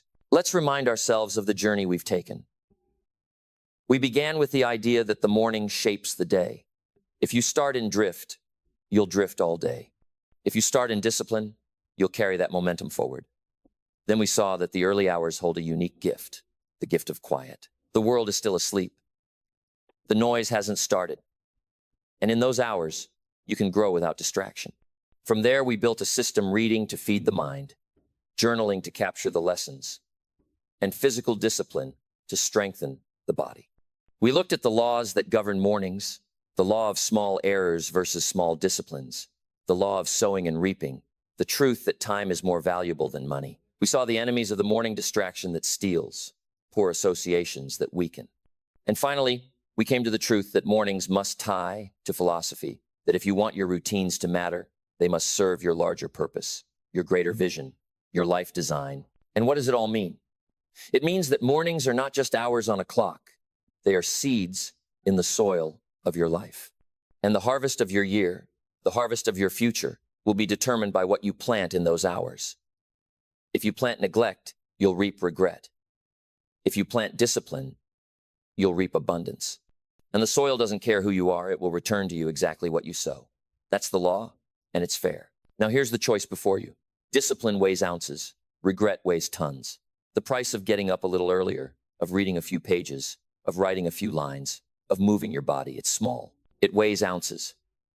But the price of drifting, the price of wasted mornings, the price of excuses that's heavy, that weighs tons.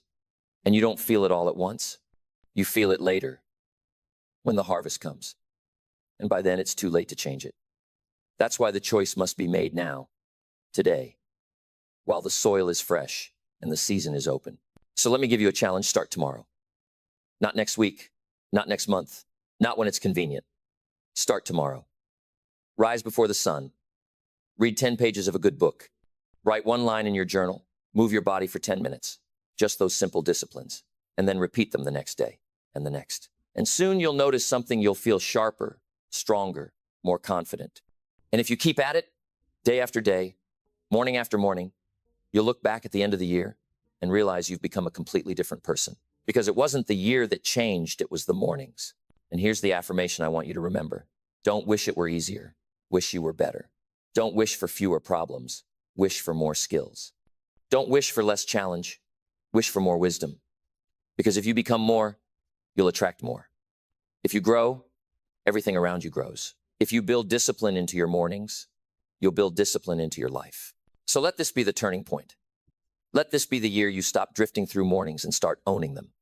Because when you own the morning, you own the day. When you own the day, you own the year. And when you own the year, you own your life.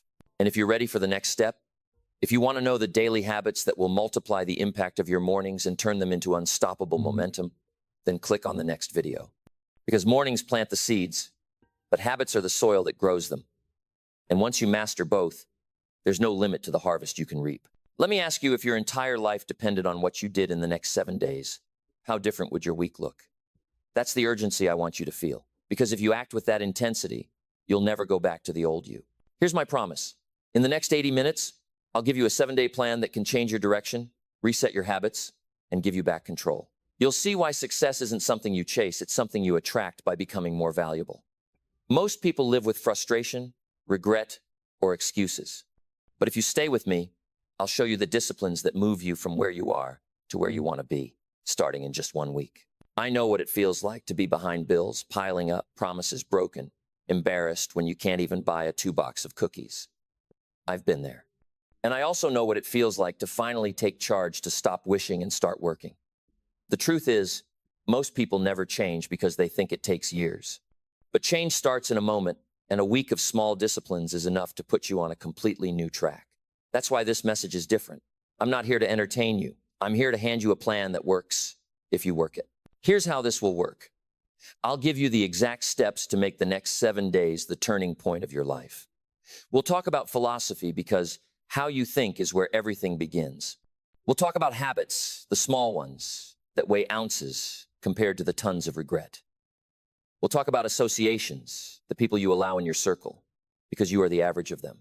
And we'll talk about discipline, the bridge between your goals and your accomplishments. Along the way, I'll share stories, including the day I couldn't buy cookies for $2 and the lessons that turned my life around. By the end, you'll see why 7 days is not a gimmick. It's the seed of a completely new harvest. Now, here's something most people completely miss. When life doesn't turn out the way they hoped, they point to circumstances. They say, well, the economy changed, or my boss didn't treat me right, or if I had grown up in a different place, things would be different. And I understand those feelings because the winds of circumstance blow on us all. The winds don't discriminate. They blow on the rich and the poor. They blow on the educated and the uneducated. They blow on those who start with much and those who start with little. So if the winds are the same, why do some arrive at such different destinations? That was the question I had to wrestle with when I was 25, flat broke and behind on all my promises. Here's the truth I discovered, and it shocked me. The difference isn't the wind. The difference is the set of the sail. 2 people can face the same storm. One comes out stronger, wiser, and richer. The other comes out bitter, broken, and blaming. What made the difference? Not the storm. It was how they set their sail, how they chose to think, how they shaped their personal philosophy. Let me put it this way. Imagine you're out on the ocean. The wind suddenly shifts against you. Now, you've got 2 choices. You can curse the wind, complain about how unfair it is, and let it push you wherever it wants. Or you can grab hold of the ropes, reset the sail, and let that very same wind take you to a new destination. You see, the problem is never the wind. The problem is failing to reset the sail. That's why philosophy matters. Because philosophy is simply the collection of what you believe, the ideas you've accepted, the conclusions you've drawn about life. And if that philosophy is faulty, it doesn't matter how hard you work. you'll keep ending up off course. I know, because for 6 years, I worked hard. And at the end of 6 years, I had pennies in my pocket, promises I couldn't keep, and not even $2 for a box of Girl Scout cookies. My problem wasn't the wind. My problem was the way I was setting my sail. Now, why does this matter so much for you? Because if your sail is set wrong, you can row harder, sweat longer, and struggle all you want. But the boat will still drift in the wrong direction. Getting this wrong means you can spend decades chasing and never arriving. But once you reset your philosophy, once you change the way you see life and your role in it, then the same winds that used to push you down will start to carry you up. So what's the solution? You've got to take a fresh look at your philosophy. Ask yourself, what conclusions have I been living by? Do I believe life is mostly about luck? Do I believe other people hold all the cards? Do I believe my future is already written? Or have I chosen to believe that I'm the one who sets the sail? Because that choice makes all the difference. The day I switched from blaming the wind to adjusting my sail, that's the day my whole life began to change. And here's the proof. Think of someone who grew up in hardship, maybe with less than you. Yet somehow, they turned it around. They built a business. They built wealth. They built influence. How did they do it? They set their sail differently. The winds didn't stop blowing against them. They just decided not to drift with them. They chose a philosophy of responsibility instead of excuses. They chose to learn, to adapt, to grow. That's what gave them direction. Let me give you another picture. Life is like two ships leaving the same harbor. They both set out on the same day, under the same sky, with the same wind blowing. One ends up in disaster, wrecked on the rocks. The other sails smoothly into a safe harbor with treasures in the hold. Now, what separated the two? Not the wind, not the sea, not the weather. It was the set of the sail. And that set of the sail is nothing more than your philosophy, the way you think, the way you see, the way you respond. So here's the question I want you to wrestle with this week. How have you set your sail? Because remember, you can't change the wind in the next 7 days. You can't control the economy. You can't control your boss. You can't even control the weather. But you can control your sail. And if you take just 1 week to adjust it, to check your thinking, to replace one excuse with one responsibility, you'll be amazed how fast your boat starts to change direction. And that's powerful enough on its own. But combine it with what I'm about to show you next, how to actually change your philosophy in 7 short days, and you'll understand why people who take this seriously never go back to drifting again. Now, here's the part that surprised me the most when I first learned it. Your philosophy doesn't need 10 years to change. It can start changing in a single week. I used to think you needed to wait for the perfect season, or a new year, or some big event to jolt you awake. But no, change doesn't wait for a calendar. It begins the moment you decide to look at your thinking and ask, is this serving me, or is this sabotaging me? That question alone can be the turning point, because the truth is, most people never stop to examine what they believe. They drift along with old ideas, picked up from family, friends, school, television, without ever asking, is this the philosophy I want to live by? And if you don't choose, the default philosophy of the crowd will choose for you. So how do you begin? You begin by observing yourself. For just 7 days, become a student of your own thoughts. Carry a little notebook or use a page in your journal. And every time you catch a belief coming out of your mouth or floating through your mind, write it down. When you think, I'll never get ahead, write it. When you say, I don't have enough time, write it. When you whisper, I'm not that kind of person, write it. You'll be amazed what you discover, because until you put it on paper, you don't realize how many quiet little conclusions you've accepted as fact. And once you see them in ink, you can start asking, who told me this? Where did this come from? And most important, is it true? Now, why does this matter so much? Because if you believe something long enough, it becomes the governor of your life. It sets the limits on how high you can climb, how far you can stretch, how much you're willing to risk. Imagine thinking for 7 days, I can't. At the end of the week, you'll feel smaller, weaker, and more defeated. But imagine thinking for 7 days, I can learn, I can grow, I can change. At the end of that week, you'll feel possibility opening up again. Same number of days, different philosophy, radically different outcomes. That's the power of 1 week of paying attention. I'll give you an example from my own journey. When I was broke at 25, I used to say, if only things were easier, then I'd be okay. That was my philosophy. I thought the problem was difficulty. But then I heard the words that turned me upside down. Don't wish it were easier, wish you were better. Don't pray for fewer problems, pray for more skills. Don't ask for less challenge, ask for more wisdom. When I heard that, I knew right away my whole philosophy had been backwards. I wanted life to shrink to my level, instead of me growing to meet life. That simple shift in thinking lit a fire in me.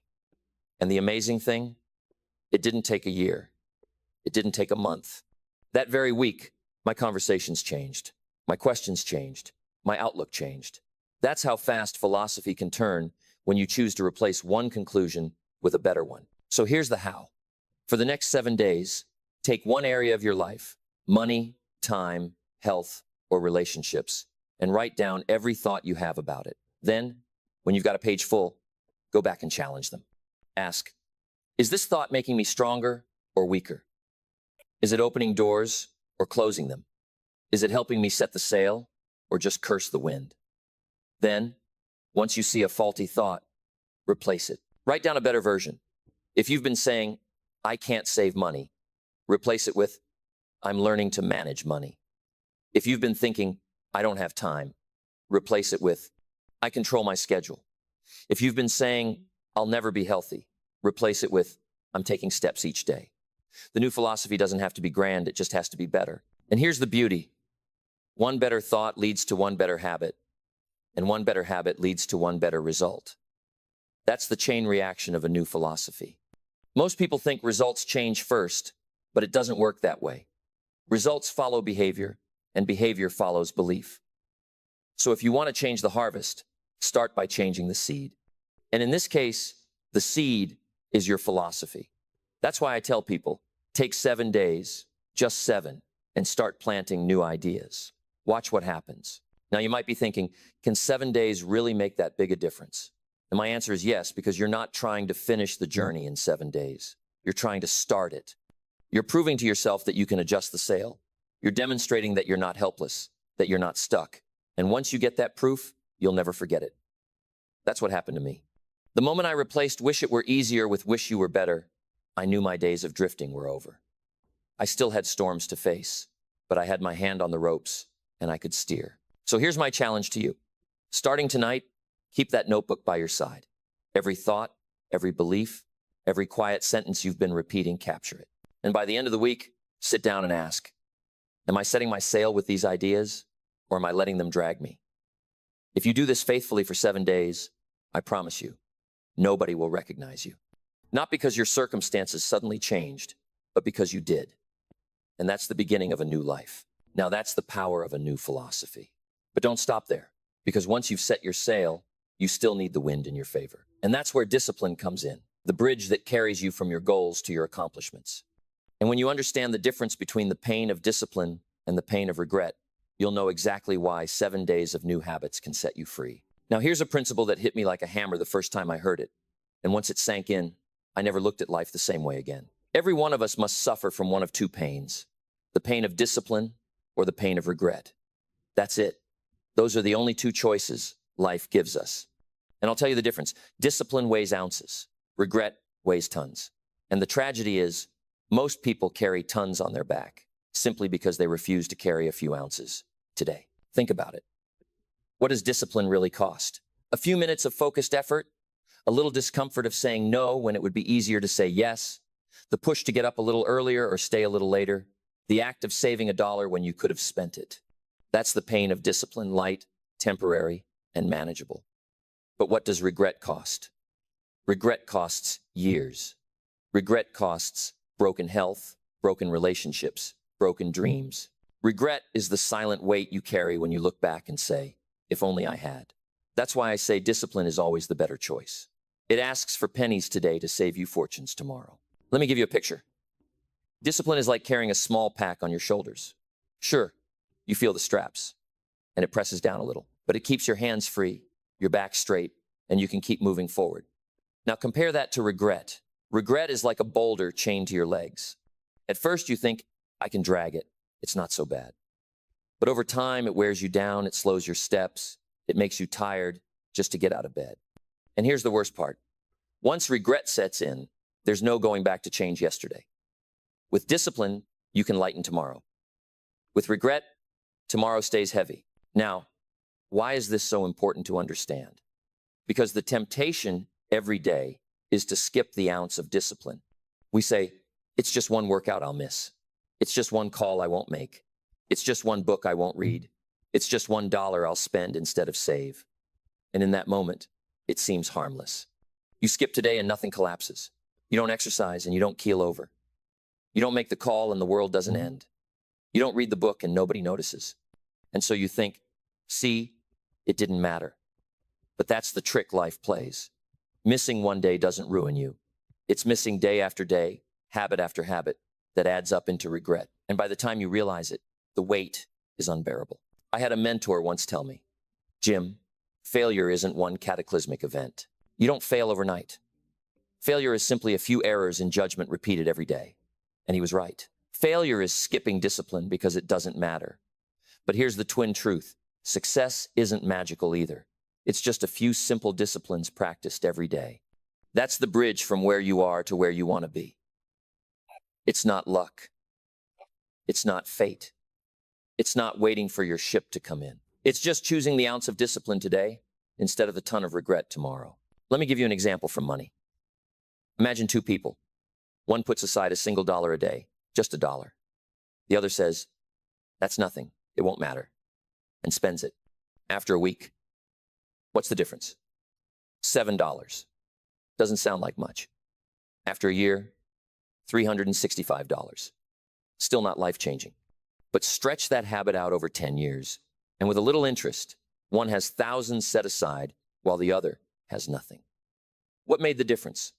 Not luck, not talent, just one practiced discipline. And the one who never started, he has nothing but regret. Or think about health. One person says, I'll walk for 15 minutes today. Another says, it's just one day. It doesn't matter. After a week, you don't see much difference. But after a year, one feels stronger, lighter, more energetic, while the other is carrying more weight, more fatigue, more regret. That's the hidden weight of skipping discipline. You don't see it until it's too late. So what's the lesson here? Don't let the small disciplines slip past you, because life keeps score and it always delivers the bill. And the bill for discipline is tiny compared to the bill for regret. I can carry the ounce of discipline every day, the little notebook I write in, the extra effort I give, the time I take to plan because I know if I don't, one day I'll carry a load I can't put down. So here's what I want you to remember this week. Ask yourself each morning, do I want ounces today or tons tomorrow? That one question can steer your whole day. And if you'll choose the ounces consistently, you'll never have to bear the tons. Now, that's powerful enough on its own, but what makes it even better is when you see how quickly those ounces add up to change. And that's where we're going next. How to build daily disciplines in just 7 days and prove to yourself that the bridge to accomplishment isn't out of reach. It's right under your feet. Now, once you understand the weight of discipline and the crushing burden of regret, the next question is simple. How do you actually start building those disciplines? And here's the good news. You don't need to wait a month. You don't need to wait until the new year. You don't need to wait for some magical alignment of the stars. You can begin in the next 7 days. And in fact, if you don't start in the next 7 days, chances are you won't start at all, because procrastination is a sly thief. It whispers, I'll begin tomorrow. And before you know it, tomorrow has stolen your future. That's why I always say, start today, even if it's small, especially if it's small. So what do small disciplines look like? They look like the habits so simple, most people overlook them. Begin with journaling. Just sit down for 10 minutes and write what you're learning, what you're noticing, what you're committing to. A journal becomes your private textbook, a record of lessons and mistakes. And I can tell you it's one of the most valuable possessions you'll ever own. Next, read for at least 15 minutes a day. 15 minutes. That's all. And yet over a year, that habit will put half a dozen life-changing books into your hands. And those ideas can redirect your entire philosophy. Save a single dollar a day. Not 100, not 1,000, just one. Because if you can't save $1, chances are you won't save 100. Discipline doesn't begin with the big numbers. It begins with proving you can handle the little ones. And maybe the simplest of all, move your body for 10 minutes. Walk, stretch, Push your heart just a little further than yesterday. Because if your body grows stronger, your mind will believe you can grow stronger too. Why do these matter? Because disciplines are like seeds. You don't see the harvest on day 1 or even on day 7. But every seed planted has within it the promise of a harvest, and the promise of a harvest greater than the seed. Sow $1, reap financial security. Sow 10 minutes of exercise, reap a stronger body. Sow a few lines in your journal, reap wisdom that multiplies. Sow a few pages of reading, reap a library in your mind. That's the law of life. You always reap later, you always reap greater, and you always reap exactly what you sow.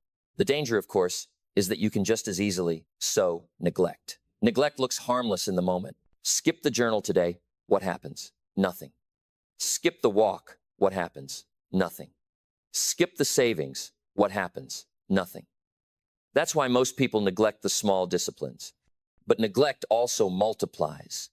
And before you know it, you've sown a field full of weeds, and no matter how hard you work later, you can't undo the season you wasted. Now you might say, 7 days seems too short to matter. But remember, the purpose of these 7 days isn't to finish the race.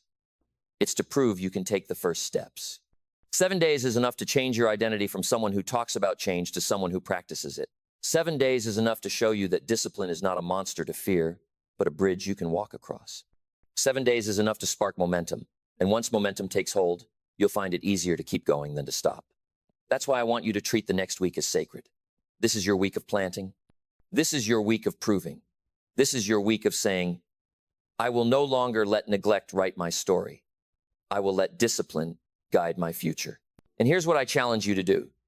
Pick just one new discipline and do it for 7 straight days.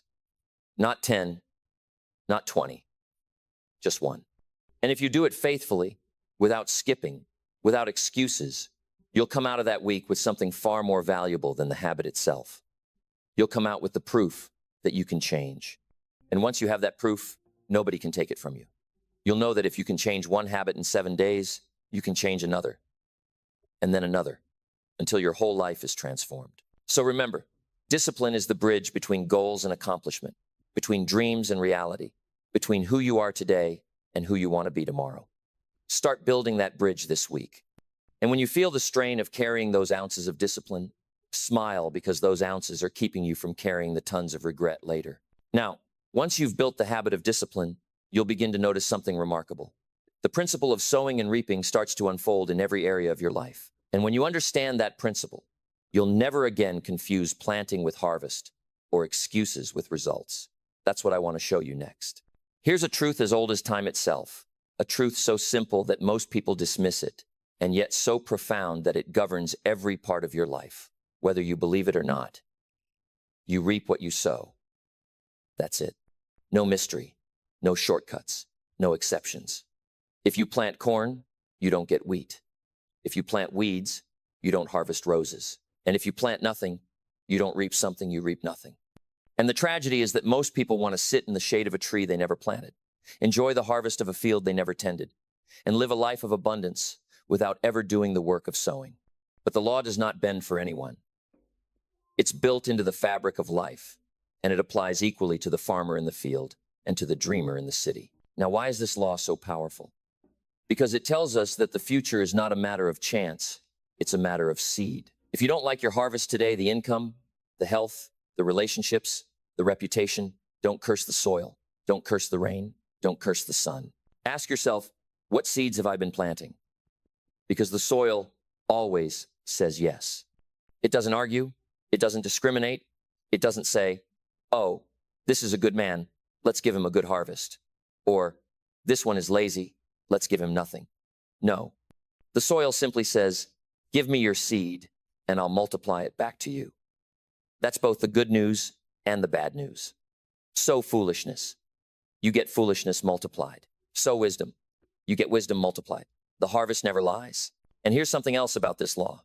You always reap later, you always reap greater, and you always reap exactly what you sow. Let's look at each part. First, later, you don't plant a seed today and eat fruit tonight. There's a season of waiting, of watering, of tending.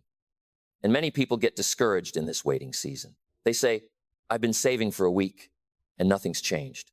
I've been exercising for a month, and I still look the same. I've been kind for a few days, and nobody has thanked me. But that's not how the law works. The harvest always comes later. That's why patience is part of discipline. You've got to trust the process long enough for the soil to work. Second, greater. The harvest is always bigger than the seed. You plant one kernel of corn, you don't just get one kernel back. You get a whole stalk with multiple ears, each filled with kernels. That's the multiplying effect of sowing. So if you plant kindness, you won't just reap a little kindness back. You'll reap a harvest of trust and goodwill and friendship. If you plant learning, you won't just reap a little knowledge. You'll reap opportunities and doors opening you never imagined. But remember, if you plant neglect, you won't just reap a little disappointment. You'll reap a field full of regret. The law multiplies whatever you put into it. And third, exactly. You don't plant wheat and harvest corn. You don't sow laziness and reap excellence. You don't plant excuses and harvest results. Life gives back exactly what you put into it, only later and greater. That's why I say, don't even try to fool the soil. It can't be tricked. You can fool your neighbor, you can fool your boss, you can even fool yourself for a while. But the harvest will always tell the truth. Look at your harvest. It's an honest reflection of your seeds. Let me give you a picture. Imagine a farmer in the springtime standing by a field with no seed in his hand, shaking his fist at the sky, saying, God, give me a harvest. Give me corn, and I promise I'll plant later. Now, we all know that's foolish. You can't reap before you sow. But that's how many people live their lives. They say, give me health, and then I'll exercise. Give me wealth, and then I'll learn to manage money. Give me respect, and then I'll act with character. But the law says no. First you sow, then you reap. That's the order. And you can't change it. And here's another warning. You cannot change the harvest by complaining. You can't stand over a field of weeds and shout at it until it turns into wheat. You can't protest against the soil and say, this isn't fair. You can't wish the weeds away. The only way to change the harvest is to change what you plant next season. That's why complaints are wasted energy. They don't change the outcome. The only thing that changes the outcome is new seed. So let me ask you, what have you been sowing? Look at your habits, your words, your time, your money. They're all seeds. Every day you plant, whether you know it or not. And 7 days of new sowing is enough to set a whole new season in motion. Because once you begin planting different seed, you can stop worrying about the weeds of yesterday. A new crop is already on the way. And that's powerful to understand. Because once you grasp this law, you'll stop being a victim of chance and start being a farmer of your own future. You'll realize you don't need luck. You don't need a break. You don't need someone to hand you a harvest. You need to sow. And once you sow faithfully, you can stand tall.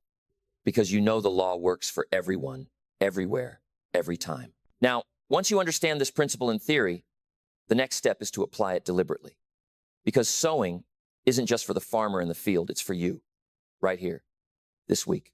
And when you see how quickly sowing kindness, learning, discipline, and service come back multiplied, you'll never again underestimate the power of a single week. That's what we'll talk about next. Now that you understand the law of sowing and reaping, the question becomes very personal. How do you apply it to the next 7 days of your life? Because it's one thing to nod your head and say, yes, that makes sense. But it's another thing to take the principle out of the pages of a book or the lines of a lecture and put it into the soil of your own daily habits. And here's what I want you to see. Every hour of your week is a patch of ground, and every choice you make is a seed. You may not notice it, you may not feel it, but the soil is recording it all. And sooner or later, the harvest will show up at your door. So let's make sure that the seeds you plant this week are seeds you'll be proud of when the harvest comes due. Let's start with your character. Sow kindness, and you'll reap trust. Sow encouragement, and you'll reap loyalty. Sow honesty, and you'll reap respect. Think about it. In just 7 days, you could start building a reputation that makes people say, I can count on him. I can trust her. And trust is one of the most valuable harvests you'll ever reap because it opens doors money can't buy. On the other hand, sow cutting words, sow gossip, sow excuses, and you'll reap suspicion, distance, and regret. And here's the sobering part. People rarely forget the seeds you plant in them. So make sure every interaction this week leaves a trail of seeds that will grow into goodwill instead of bitterness. Now let's look at your skills. Sow study, and you'll reap ability. Sow practice, and you'll reap competence. Sow diligence, and you'll reap confidence. Imagine giving yourself just 30 minutes a day this week to study something important, maybe your craft, your finances, your health. That's 3.5 hours of sowing by the end of the week. And if you do that for a month, it's 14 hours. If you do it for a year, it's over 160. That's the power of sowing consistently. It looks small in the moment, but it multiplies into expertise. And expertise, when reaped, pays you in opportunities and income and influence. How about your health? Sow discipline in your eating, and you'll reap energy. Sow movement, and you'll reap vitality. Sow rest, and you'll reap strength. Don't underestimate how much difference 1 week of sowing can make. A week of walking instead of sitting, of water instead of soda, of sleep instead of screens, and suddenly you feel lighter, clearer, stronger. The soil responds quickly when you treat your body with respect. And once you taste that new energy, you'll never want to go back to the sluggish harvest of neglect. And what about your finances? Sow savings, and you'll reap security. Sow wise spending, and you'll reap freedom. Sow investment, and you'll reap wealth. You don't have to sow thousands at a time. Start with $1, start with 5. The point is not the amount, the point is the discipline. Because the discipline of saving is more valuable than the money itself, since it changes who you are. And the law of sowing says that small amounts, given time, always multiply. The soil never cheats you. It always gives back in kind. But here's the warning. Sow excuses, and you'll reap regret. Sow laziness, and you'll reap dependence. Sow procrastination, and you'll reap lost opportunities. Some people think a wasted day is just a wasted day. But no, a wasted day is a planted seed. It grows into a harvest of wasted weeks, wasted months, wasted years. That's why the law of sowing is both a promise and a warning. You can't escape it. You can only decide which side of it you'll live on. So let me challenge you. For the next 7 days, sow deliberately. Don't let your weeks scatter by accident. Choose your seeds. Decide each morning what you'll plant that day. 1 act of kindness, 1 page of learning, $1 saved, 1 walk taken, 1 moment of gratitude written down. Do it for 7 straight days, and then look back at the harvest you've already begun to see. It may not be fully grown, but you'll notice the first shoots coming up. And once you see those first shoots, you'll know you've started a cycle that, if continued, will produce a harvest that even you won't believe. And here's the most exciting part. When you start sowing on purpose, you stop living by accident. You stop wondering what kind of future you'll have, because you already know what seeds you've planted. And when you know the law, you can walk into tomorrow with peace of mind, knowing the harvest will be waiting. So apply this law to your week. Sow carefully, sow consistently, sow generously, and then get ready, because the harvest is always on its way. Now, once you grasp this principle and start planting good seed, the next step is to aim that planting towards something specific, something bigger than just this week. And that's where goals and vision come in. Because a farmer doesn't just throw seed into the wind. He plants with a vision of the harvest he wants. And if you can capture that vision, even in 1 week, you can change the entire direction of your life. That's what I want to talk about next. Now, here's something I want you to think about very carefully, because it might be the missing piece that's kept you from moving forward. Without goals, life becomes nothing more than a struggle for survival. You wake up, you go to work, you come home, you pay the bills, and then you do it all again tomorrow. And if you're not careful, you spend weeks, months, even years in that same cycle. And one day, you look back and realize that you've been busy but not progressing, active but not advancing, sincere but not successful. That's the danger of a life without goals. You end up scraping by instead of designing a life of substance. I learned this lesson the hard way. When I was 25 years old, I was working hard, long hours, plenty of effort, sweat on my brow, but I was broke, behind on my promises, and embarrassed by the results of my life. Then one day, my mentor, Earl Schoaf, asked me a question that stopped me cold. He said, "Jim, can I see your list of goals?" And I had to admit, I don't have one. He said, "Well then, young man, I can guess your bank balance within a few $100s." And he was right. He knew I had very little. That day, he taught me a truth I've never forgotten. The size of your goals determines the size of your bank balance, the size of your accomplishments, the size of your life. Without goals, you end up with pennies. With goals, you can create fortunes. Why is that true? Because goals are magnets. They pull you forward.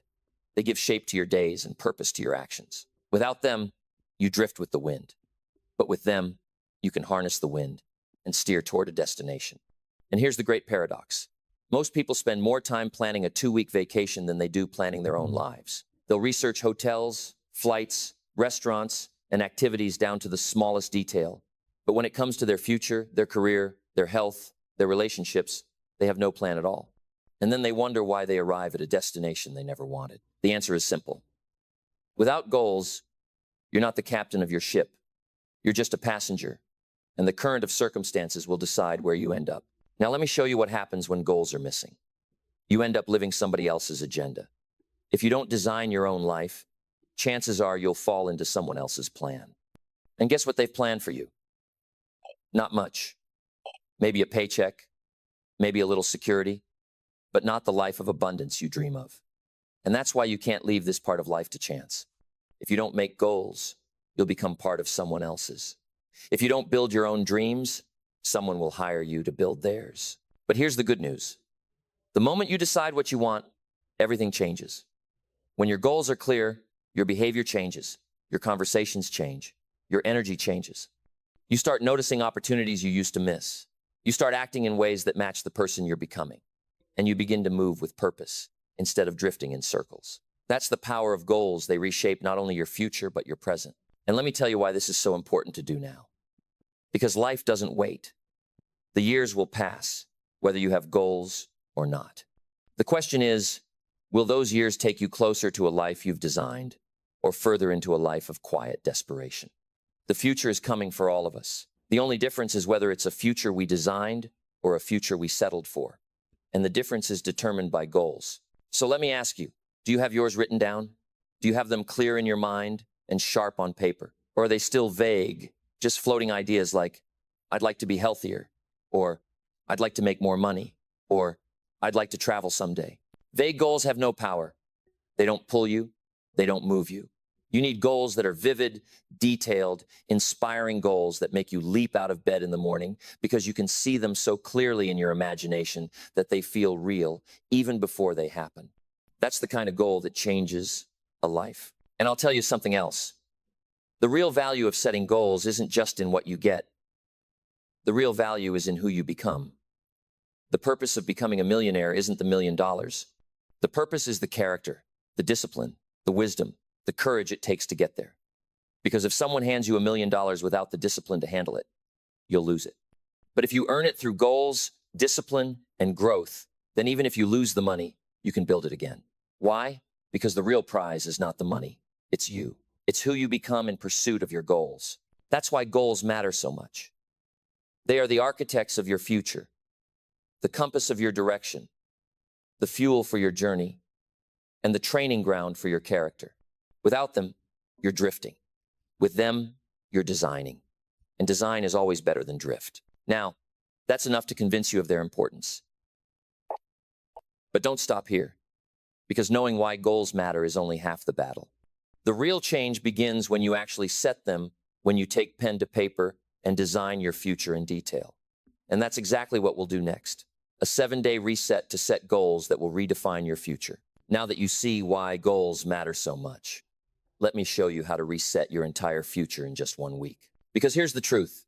A lifetime of drifting can be interrupted by a single week of design. You don't have to spend 10 years wandering before you decide where you're going. You can stop right now, and in the next 7 days, write a new map. That's what I call a goal reset. It's not complicated. It doesn't take special tools. It just takes time, a pen, a notebook, and the courage to be honest with yourself about what you want and what it will take to get it. So here's where you begin. Sit down quietly, no distractions, and let your mind wander over the future. Ask yourself, what do I want to do? What do I want to have? What do I want to become? Where do I want to go? Who do I want to help? Don't rush it. Don't edit. Don't worry about how. Just write. Write as fast as the thoughts come. If you've never done this before, you'll be amazed at what comes out of you. Dreams you buried years ago, wishes you forgot you had, ambitions that never had a chance to breathe. They all come to the surface when you finally give them space. And in that one sitting, you may fill a page, 2 pages, maybe 10. That's the seedbed of your future. Next, take those dreams and begin to sort them. Some are short-term things you can accomplish in a year or less. Some are medium-range 3, 5, maybe 7 years. Some are long-term 10, 20, maybe even a lifetime. Don't worry about balance yet, just sort. Because here's the truth. If all you have are long-term dreams, you'll get discouraged because the finish line is too far away. And if all you have are short-term goals, you'll miss the growth that comes from reaching for something beyond today. You need both short-term for confidence, long-term for vision. Now, once you've sorted them, choose just a handful to begin with. Not 50, not 100. That's too much. Pick the ones that stir your soul, the ones that excite you, the ones that scare you just a little. And for each one, write down 2 things. What exactly do I want, and why do I want it?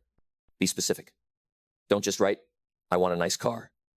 Write, I want a 2025 Lexus, black, leather interior, paid for in cash. Don't just write, I want more money.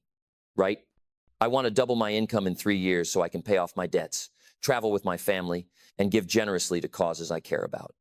The clearer the what, the stronger the pull. And the stronger the why, the greater the drive.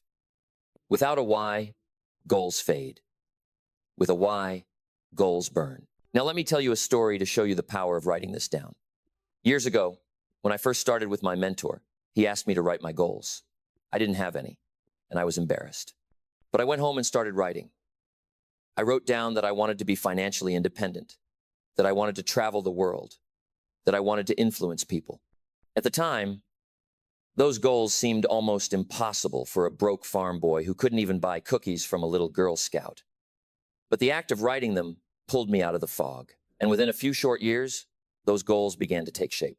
Not because magic fell from the sky, but because my goals pulled me toward the actions, the disciplines, the opportunities that made them possible. And here's something important. Goals change you more than you change them.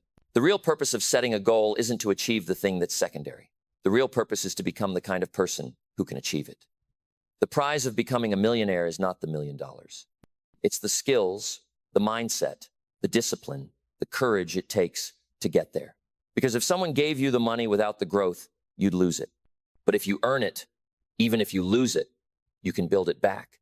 Because now you've become the person who can.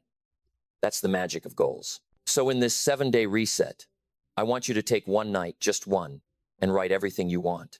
Then spend the rest of the week refining it. Ask yourself, what matters most? What am I willing to work for? What am I willing to sacrifice for? What am I willing to discipline myself for? Those answers will show you which goals are real and which are just wishes. And then commit. Write them in your journal. Carry them in your pocket. Read them every morning and every night. Let them become the compass of your week. And don't stop with just writing them. Begin one. Just one. Pick a goal that you can start in the next 7 days. Maybe it's saving your first $100. Maybe it's signing up for a course. Maybe it's taking your first walk toward better health. Maybe it's calling someone you've wanted to reconcile with. Whatever it is, take the first step now. Because the secret of goals is that the smallest action toward them sets forces in motion that you can't even see.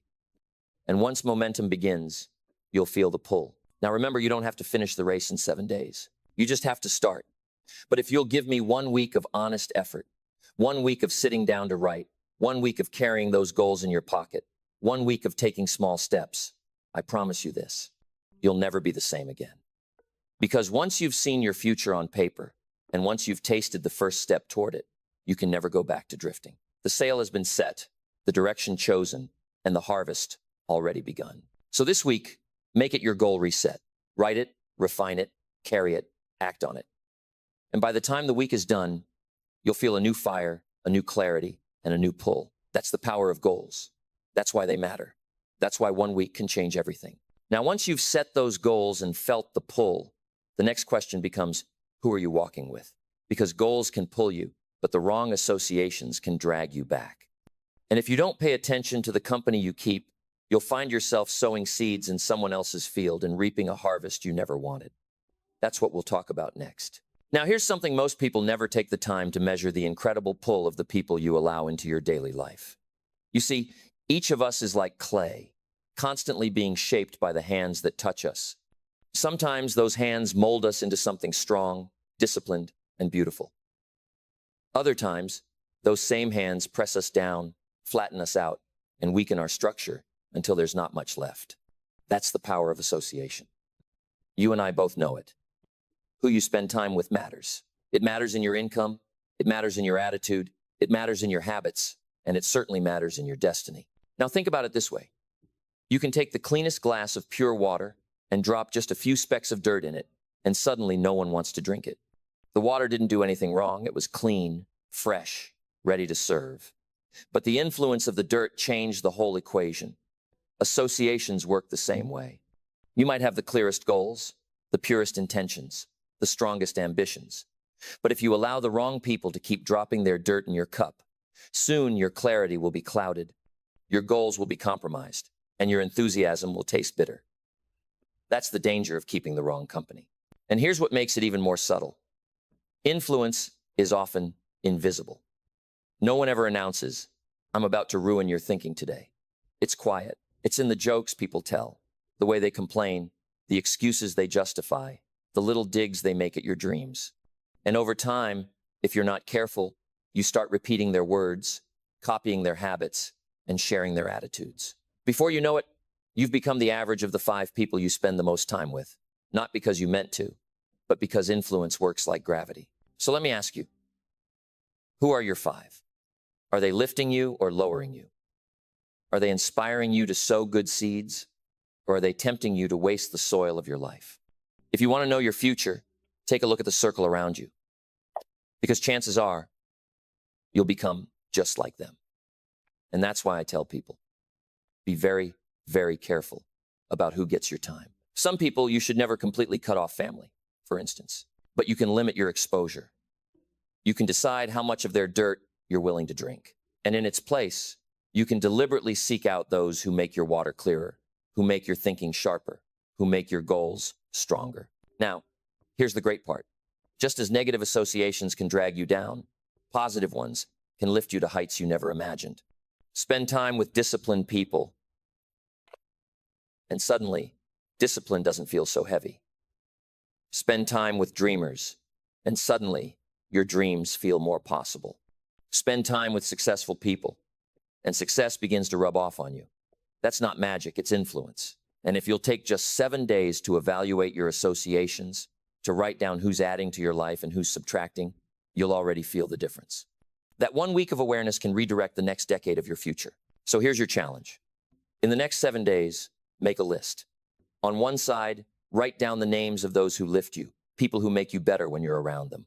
On the other side, write down those who drain you, people who make you smaller, weaker, or lazier. And once the list is done, make your adjustments. Spend more time with those who lift. Limit the time with those who drain. It doesn't mean you stop loving people. It just means you stop letting the wrong people decide your future. Because in the end, here's the truth.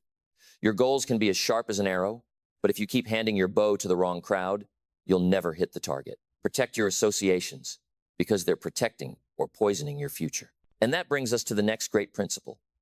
Once you've adjusted your associations, you've got to work harder on yourself than you do on your job. Because the real fortune doesn't come from what you earn in the marketplace, but from what you become in the process. That's the value of self-education.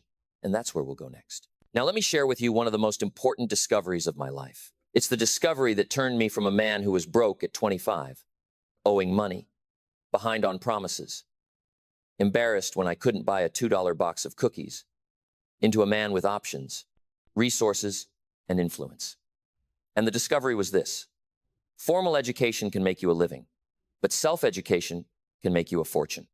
And I don't just mean a financial fortune, although that's certainly part of it. I mean a fortune of wisdom, of confidence, of influence, of richness in every part of life. That kind of fortune doesn't come from a diploma hanging on a wall. It comes from the books on your shelf, the ideas in your mind, the experiences you gather, and the disciplines you practice long after the classroom is closed. You see, formal education is valuable, no question. It teaches you basics, gives you structure, prepares you to enter the marketplace. But here's what I learned. If all you do is rely on the formal system, you'll always end up with average results. Why? Because the formal system was built to produce employees, not extraordinary people. It was designed to teach you how to make a living, not necessarily how to build a life. And if you want to build a life of substance, a life of wealth, a life of contribution, you've got to go beyond the classroom. You've got to educate yourself. Now, how do you do that? You do it by becoming a lifelong student. You do it by reading the books that stretch your thinking. You do it by listening to recordings that challenge your philosophy. You do it by attending seminars, by sitting at the feet of those who have succeeded, by asking questions, by observing. You do it by being humble enough to admit you don't know it all and hungry enough to keep learning more. I made that decision when I was 25. I said, I'm going to become a serious student. I'm going to build my own library. I'm going to capture ideas in my journal. I'm going to seek wisdom wherever I can find it. And that decision changed the entire trajectory of my life. Why is self-education so important? Because the marketplace pays you for value, not for time. You don't get paid because the clock ticks. You get paid because you bring something valuable to the table. And the only way to increase your value is to increase yourself. That's why I tell people, work harder on yourself than you do on your job. Because if you work hard on your job, you can make a living. But if you work hard on yourself, you can make a fortune. And fortunes aren't just measured in money. They're measured in freedom, in options, in the ability to help others, in the satisfaction of knowing you became more than you once were. Think about it this way. Imagine two people start in the same job, same company, same pay. One punches the clock, does what's asked, and goes home to watch television. The other reads an hour a night, listens to audios on the commute, takes notes, learns new skills, seeks out mentors. Fast forward 5 years.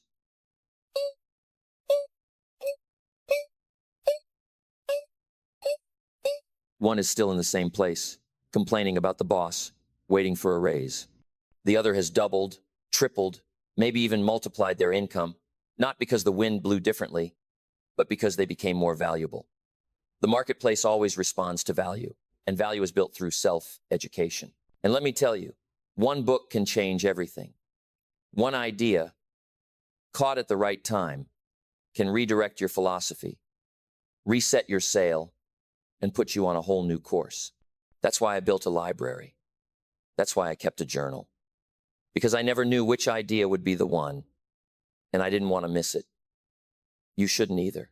Don't let the excuse of cost or time keep you from learning. Books are cheap compared to ignorance.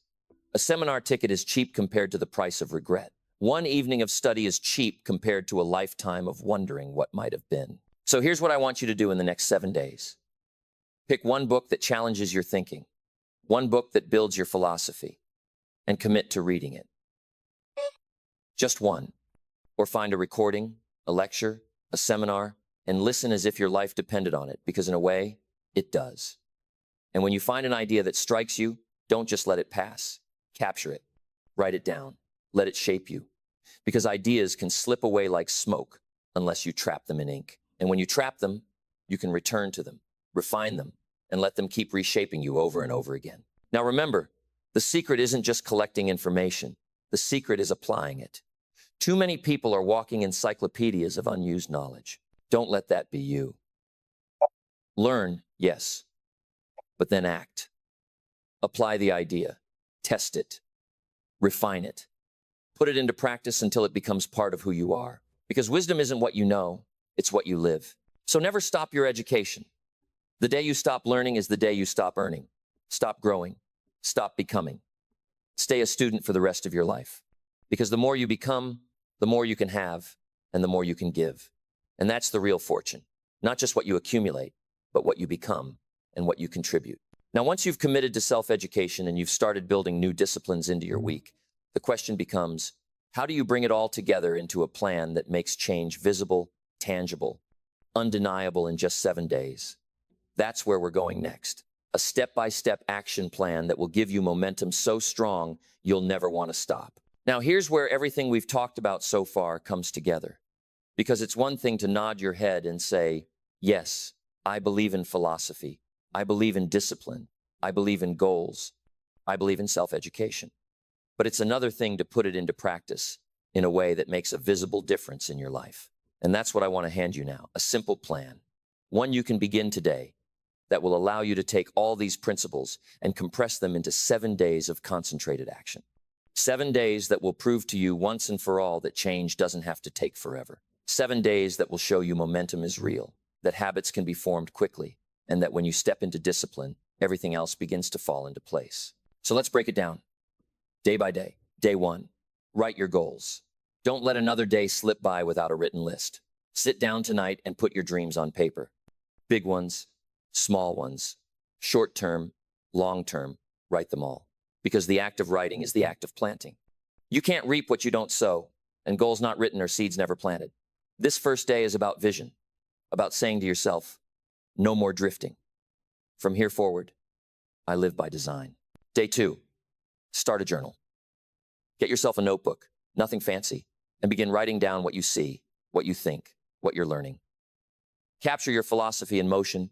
Write your disappointments, your victories, your ideas, because the weakest ink is stronger than the strongest memory. A journal becomes your private textbook, the record of your growth. It's a tool that will let you look back in 5 years and say, look how far I've come. Day 3, choose one new discipline. Don't try to change everything at once. That's why most people fail. Just pick one. Maybe it's saving $1 a day. Maybe it's reading 15 minutes. Maybe it's walking each morning. But make it specific, and then do it every day without fail. 7 days straight. Because if you can do one discipline for 7 days, you've proved to yourself you can do 2, then 3, then 10. This is the seed of self-mastery. Day 4, evaluate your associations. Take out a piece of paper and make 2 columns. On one side, write the names of those who lift you, who encourage you, who challenge you to grow. On the other side, write the names of those who drain you, who discourage you, who tempt you to neglect. Then make some adjustments. Spend more time with those who lift, less with those who drag. You don't have to cut people off completely, but you do have to protect your mind, because your associations are shaping your destiny whether you realize it or not. Day 5, sow kindness and service. Do something deliberately for someone else without asking for anything in return. A note, a call, a small gift, a word of encouragement. Sow it like a seed. Because the law of sowing and reaping doesn't just apply to money. It applies to relationships, to trust, to influence. And if you spend 1 day sowing seeds of kindness, you'll begin to reap a harvest of goodwill that could last for years. Day 6, read for 30 minutes. Pick a book that stretches you, that builds your philosophy, that challenges your thinking. Read it as if your future depended on it, because it does. And don't just read. Take notes, underline, capture ideas, because a single idea acted on can multiply into a fortune. 30 minutes today can be the turning point of your year. Day 7, reflect, refine, recommit. At the end of the week, take time to sit quietly with your journal and review what you've done. Look at your goals, your new discipline, your associations, your acts of kindness, your reading. Ask yourself, what did I learn this week? Where did I succeed? Where do I need to adjust? Reflection turns experience into insight, and insight fuels progress. Then recommit. Say to yourself, this isn't the end. This is the beginning. I've proved I can change in 7 days. Now I'll keep going for 7 more. That's the plan. Simple but powerful. 7 days, 7 steps. And if you'll do this, here's what will happen. You'll start to feel a new sense of control. You'll see that change isn't something mysterious. It's just a matter of planting different seeds. You'll feel the pull of goals, the strength of discipline, the influence of associations, the richness of self-education. And once you taste that, you'll never want to go back. So don't wait. Don't put this off. Start today. Begin with day 1 tonight, and let this be the week that changes everything. Because when you've lived 7 days on purpose, you'll never again be satisfied with 7 days of drift. And when you've seen the results of new disciplines, you'll never again settle for the weight of old regrets. Now that's the action plan. But before we finish, let me close this message the way I always love to, with a challenge, a summary, and an invitation to take the next step. So here we are. We've walked through the sail of philosophy, the bridge of discipline, the law of sowing and reaping, the pull of goals, the influence of associations, the treasure of self-education, and finally, the 7-day action plan that pulls it all together. And as we stand at the end of this message, I want you to feel something very deeply. You are not the same person you were when you first pressed play on this video. You've heard truths that have the power to redirect your future. And the only question left is whether you'll take them from words into action. Because here's what I know, success is not something you pursue. It's something you attract by the person you become. And in the last hour, you've been handed the very tools to become more valuable, more disciplined, more focused, more intentional. If you take them seriously, if you put them to work this week, your life will begin to attract new opportunities, new relationships, new results. That's not theory, that's the law of life. A changed philosophy changes everything. A new discipline starts a new cycle. A fresh seed produces a fresh harvest. It's guaranteed. But I also know the danger. The danger is that you walk away, nodding your head, saying, that was good, and then go right back to drifting. Don't do that. Don't waste the investment of your own time, the most valuable resource you'll ever spend. Let this be the week you draw a line in the sand and say, enough. No more drift. No more excuses. No more wasted days. Let this be the week you set your sail, choose your disciplines, sow your seeds, and design your future with written goals and deliberate action. And here's the beauty. It doesn't have to take years to feel the change. Give me 7 days. 7 days of deliberate thought, deliberate writing, deliberate discipline, deliberate kindness, deliberate learning, deliberate reflection. And I promise you'll never want to go back. Because once you've tasted the joy of discipline, you'll despise the pain of regret. Once you've felt the pull of goals, you'll lose the taste for drifting. Once you've begun to sow deliberately, you'll never again be satisfied with accidental harvests. So my challenge is simple. Take this 7-day plan and start tonight. Don't wait for a new year. Don't wait for Monday. Don't wait for someday. Start today. Write your goals, open your journal, choose your discipline, call your associations, sow your kindness, read your book, reflect on your week. Do it. And then watch the momentum build. You'll see that in a single week, you can reset the entire direction of your life. And once you've done it for a week, you can do it for another and another until your new life is so strong, so attractive, so full of value that people will say, I don't even recognize you anymore. And let me leave you with this. Success is not in short supply. There's not a shortage of opportunity. The ocean of success is wide and deep, and it will never run dry. The only question is, what are you bringing to it? A teaspoon, a cup, or a bucket? In the next 7 days, trade in your teaspoon for something bigger. Trade in your excuses for action. Trade in your neglect for discipline. Trade in your drift for design. Trade in your regret for a future worth living. Because the ocean is waiting and your sail is set. And when you're ready for the next step, I want you to join me in the next lesson, the lesson of the seasons. Because here's the truth. No matter how well you plan, winter always comes. But so does spring. And if you learn how to master the seasons of life, you'll never again be surprised, and you'll always be prepared. That's where we'll go next. Click through, and let's continue the journey together. If you keep reading nothing, nothing will change. If you keep reading the wrong things, nothing will change. But if you start reading the right books, your whole life can change. Your bank account, your confidence, your future. And the good news is, you don't need 100 books. A handful can put you on the path to your first million. In this video, I'm going to show you the books that hold the ideas, the philosophies, and the disciplines that can change your financial future. These aren't just casual reads. They are the kind of books that build millionaires. If you've been frustrated, working hard but getting nowhere, feeling stuck in the same cycle year after year, this will give you a new direction. You'll discover the books that can change your thinking, sharpen your habits, and multiply your value in the marketplace. And remember, your income rarely exceeds your personal development. These books will give you the development that makes fortune possible. Let's be honest, most people know they should read, but they don't.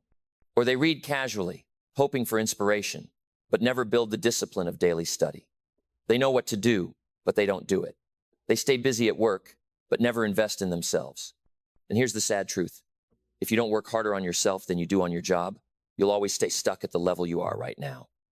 I know, because I was there. But once I made reading and personal development my focus, my whole future turned around. That's why what I'm about to share isn't just nice advice. It's the difference between drifting into another year of regret or building a foundation that could make you a millionaire in 2025. So here's what we're going to do in the next 80 minutes. I'm going to share with you the books that changed my life and the principles I pulled from them that turned me from broke and embarrassed at 25 into a man with wealth, freedom, and influence. We'll talk about why books matter more than ever in a world of distraction, which specific books to start with, and how to actually use them so they shape your habits and your results. I'll also show you some counterintuitive lessons like why reading a book is not enough and how the real power is in rereading, reflecting, and applying what you read. Along the way, I'll share stories from my own journey, mistakes I made, and the turning points that came from just a single idea discovered in the right book at the right time. So if you've ever wondered if a book can really change your life, stay with me. Because before this video is over, you'll know exactly what to read, why to read it, and how to let it transform you into the person who can attract wealth in 2025 and beyond. Now, here's something most people completely miss. They think becoming a millionaire is about luck, or being born into the right family, or catching the right break at the right time. And while all those things can play a part, none of them guarantee wealth. I've met people who had opportunities handed to them on a silver platter and still lost everything. And I've met others who started with nothing, no advantages, no inheritance, no helping hand, and yet built fortunes that lasted a lifetime. So what's the difference? The difference is philosophy. The difference is how you choose to spend your time. Do you invest it in entertainment or do you invest it in education? That one choice will do more to determine whether you'll ever see your first million than almost anything else. Now, why is this so critical? Because most people make the mistake of living off entertainment. They spend their evenings glued to the television, scrolling through endless distractions, or caught up in gossip about who did what and who said what. It feels harmless in the moment, even relaxing. But when you add up those hours, when you measure the price of wasted evenings, you see the tragedy. You could have been building a fortune, but instead, you were killing time. And here's the irony. People say they can't afford to buy a book, but they'll spend 10 times as much on entertainment without thinking twice. They'll pay for distractions that steal their future, but they won't invest in education that could change it. My mentor once asked me a question that hit me like a hammer. He said, "Jim, how many books have you read in the last 90 days?" And I had to admit the truth, none. He looked me in the eye and said, "That's why you're broke. Your bank account is a reflection of your library. Your future is hidden in the books you haven't read." And I'll tell you, I felt embarrassed. I felt exposed. But I also felt awakened. Because in that moment, I realized my life wasn't going to change just because I worked harder at my job. My life was going to change when I worked harder on myself. And the simplest way to begin was to start reading. Think about it. Formal education can make you a living, but self-education can make you a fortune. School gives you the basics, but books give you the depth. School trains you for a job, but books train you for life. And here's the beautiful part. Books are the cheapest mentors you'll ever have. A $20 book can save you 20 years of trial and error. It can put you in conversation with the greatest minds in history. It can whisper wisdom into your ear at midnight or shout encouragement when you're ready to quit. And books never charge by the hour. They never cancel an appointment. They never withhold their secrets. They give you everything they've got if you'll only take the time to open them. So here's the contrast. Two people can leave work at the same time. One goes home, collapses on the couch, and loses themselves in entertainment. The other goes home, opens a book, takes notes, and studies for an hour. At the end of the day, the difference is invisible. At the end of the week, still no big change. But give it a year, and one of them has a new philosophy, new habits, new opportunities, while the other has nothing but a long record of empty hours. That's the danger of entertainment. It steals in small amounts, until one day you realize your whole future has been stolen. And that's the power of education. It compounds slowly until one day you wake up with a fortune of wisdom that produces a fortune of wealth. So let me challenge you. Tonight, after this video, look at how you're spending your evenings. Ask yourself, am I investing this hour in my future, or am I spending it on entertainment that will vanish by tomorrow? Because the truth is, you don't have to give up all entertainment. You just have to tip the scale. Turn 1 hour of entertainment into 1 hour of education, and your life will begin to shift. Start filling your mind with ideas instead of noise, and you'll start filling your bank account with results instead of regrets. That's the turning point. And once you understand that wealth is built not by chance, but by choices, then you'll see the next truth clearly. Because it's not just what you do with your time that matters. It's what you put on your shelves. Your library is a mirror of your destiny. And that's where I want to take you next. Now, here's something that might surprise you. If you really want to know where your life is headed, don't look at your bank account. Don't look at your resume. Don't look at your job title. Just look at your library. Because your library is a mirror of your destiny. Show me the books on your shelf, and I'll show you the future you're building. And if your shelves are empty, if your reading list is blank, then I can already predict the outcome. A poor library almost always leads to a poor life. Not just financially, but mentally, emotionally. But a rich library, carefully chosen, read, studied, absorbed, creates a rich life, full of opportunity, wisdom, and growth. Why is this true? Because reading creates philosophies, and philosophies create futures. Every book you read plants an idea. Those ideas shape your beliefs. Your beliefs shape your actions. And your actions, repeated over time, shape your destiny. So when someone tells me they don't read, what I really hear is that they're leaving their future to chance. They're drifting without a sail, hoping the winds of life blow them somewhere better. But remember, success is not something you pursue. It's something you attract by the person you become. And who you become is largely determined by the ideas you let into your mind. Now, here's the tragedy. Statistics show that only about 3% of adults in this country have a library card. Just 3%. That means 97% of the population has access to the greatest wealth of ideas in history. Ideas available for free or almost free, and they don't even take advantage of it. Think about that. People will spend thousands of dollars on entertainment, on gadgets, on nights out, but won't invest a few dollars or even a free card to unlock wisdom that could change their life. That's why wealth is rare. It's not because opportunity is scarce. It's because discipline is scarce. And here's the beauty. You don't need to read 1,000 books to change your life. You don't have to become a scholar. You don't have to read every bestseller that comes out. No. You only need a handful of the right books, studied deeply, applied consistently, revisited often. Because it's not how many books you own, it's how many books own you. It's not how many pages you turn, it's how many ideas you turn into habits. Depth is what matters. Let me give you a picture. Imagine two farmers. One owns 10,000 acres of land, but neglects it.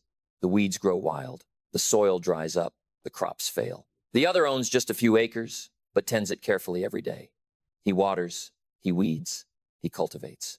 And at harvest time, guess who has the abundance? Not the one with the vast, neglected land, but the one who faithfully tended the little he had. And that's how it works with books. You don't need acres of them. You need a few. Well-tended, well-studied, well-applied. So let me ask you, what does your library say about you? Does it show a man or woman who is hungry, who is serious about their future, who is collecting the wisdom of the ages? Or does it show neglect, distraction, excuses? Because if you want to be a millionaire in 2025, you must first look like a millionaire in your mind. And that begins with your reading. Here's the challenge. Start building your library now. Don't wait for someday. Don't say, I'll buy books when I have the money. That's like saying, I'll start saving once I'm rich. You'll never get there with that mindset. Buy a book today. Open it. Mark it. Make it yours. Start filling your shelves with voices that speak of discipline, wealth, character, and wisdom. Because every time you see those books on your shelf, you'll be reminded of the future you're building. And once you've built the habit of reading, once you've chosen the soil of your library carefully, the next step is knowing which books can truly change your life. Not just any book, not just the flavor of the month. The right books, the ones that carry principles of wealth, philosophy, and discipline that last a lifetime. And that's exactly where we're going next, into the books that shaped me, that took me from broke and embarrassed to financially free. Now, let me tell you about one of the first books that turned the light on for me. A book that has been responsible for creating more millionaires than perhaps any other single volume in modern history. The title alone is enough to make you lean in. Think and Grow Rich by Napoleon Hill. And here's why that title matters so much. Most people think you work and grow rich, or you hustle and grow rich, or you wait and grow rich. But Hill said no. It starts with thinking. Wealth doesn't begin in your hands. It begins in your head. It begins with the thoughts you allow to dominate your mind, the desires you allow to burn in your heart, and the plans you discipline yourself to put into action. Now, why is this so important? Because so many people go through life with vague wishes.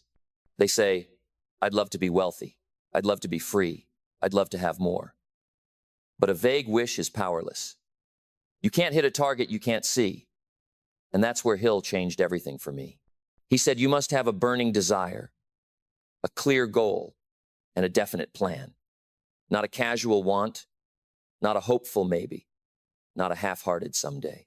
A burning desire, a written goal, and a definite plan. That's where wealth begins. Not in the bank, but in the mind. Think about it. Hill spent 20 years studying over 500 of the most successful men of his time. Andrew Carnegie, Henry Ford, Thomas Edison, the great industrialists, the pioneers of business and innovation. And what he discovered was that they weren't necessarily the smartest, or the most educated, or even the luckiest.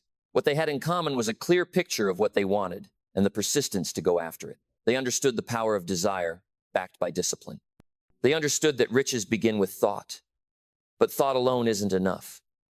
You must turn thought into action, and action into habit, and habit into results. When I first read that, it shook me, because I realized I had been drifting.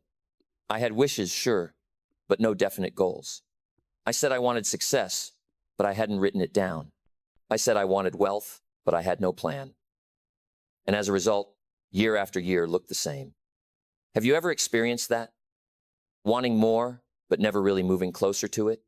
That's the trap of vague wishing. And Hill's book is the cure.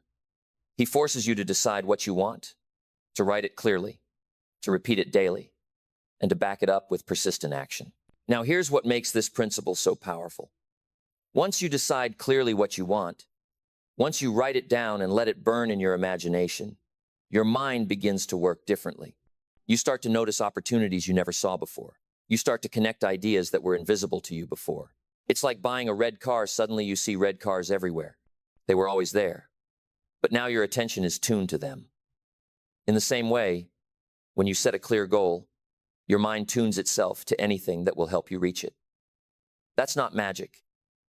That's focus. Hill also taught that persistence is stronger than luck. And isn't that good news? Because luck is unpredictable, but persistence is a choice. Luck may or may not show up, but persistence can show up every day. And here's the great thing about persistence. It compounds. Every day you choose to keep going, even when the results aren't visible, even when the harvest seems far away. You're planting seeds that will eventually grow. They stop just before the harvest. But persistence means you stay in the field, you water the seeds, you pull the weeds, and you trust the law of sowing and reaping. So here's the challenge I want to give you from Napoleon Hill's book. Don't just wish for wealth. Decide what you want. Write it down. Make it clear. Then back it with a plan and the discipline to act on it every day. Because wealth doesn't start with money, it starts with mindset. And Think and Grow Rich is the manual for building that mindset. Now, that book gave me my first taste of what was possible if I changed my thinking. But then I discovered something even older, even more timeless, even more tested than Napoleon Hill's research. I found a book that has been shaping lives for thousands of years. A book filled with principles of diligence, stewardship, and wisdom. And that's the next book I want to share with you, the Bible, especially the wisdom of Proverbs. Now let me tell you about another book that has shaped my life more than perhaps any other. And it's not a business manual. It's not a self-help bestseller. It's not even a book about money in the usual sense. It's the Bible, and especially the wisdom literature, the Proverbs, the sayings, the timeless lessons on life and character. Now, some people might be surprised when I say that because they think of the Bible only in religious terms. But I discovered something different. I discovered it as a book of principles, a book of laws, a book that explains how the world works, how human nature works, how cause and effect works. And I'll tell you, the wisdom tucked inside those short proverbs has more to say about success, wealth, and happiness than most of the books that line the shelves of modern bookstores. Why is this important? Because the truths of Proverbs are not tied to a time period, a culture, or a trend. They're timeless. They were true 3,000 years ago, and they'll be true 3,000 years from now. You read, "The hand of the diligent shall rule, but the slothful shall be under tribute." And right there is an entire philosophy of work and reward. Diligence leads to leadership. Laziness leads to servitude. Simple, direct, eternal. Or another one, as a man thinketh in his heart, so is he. That one sentence says, your life will always move in the direction of your dominant thoughts. If you think poverty, you'll live poverty. If you think abundance, you'll move toward abundance. If you think small, you'll stay small. That's Proverbs, giving you the blueprint. Now, here's the tragedy. Most people will nod when they hear these verses, maybe even recite them, but they won't apply them. They won't make them disciplines. But if you take just a handful of those Proverbs and decide, this is going to govern my life, then everything changes. For example, one says, a wise man stores up choice food and oil in his house, but a foolish man devours all he has. Isn't that interesting?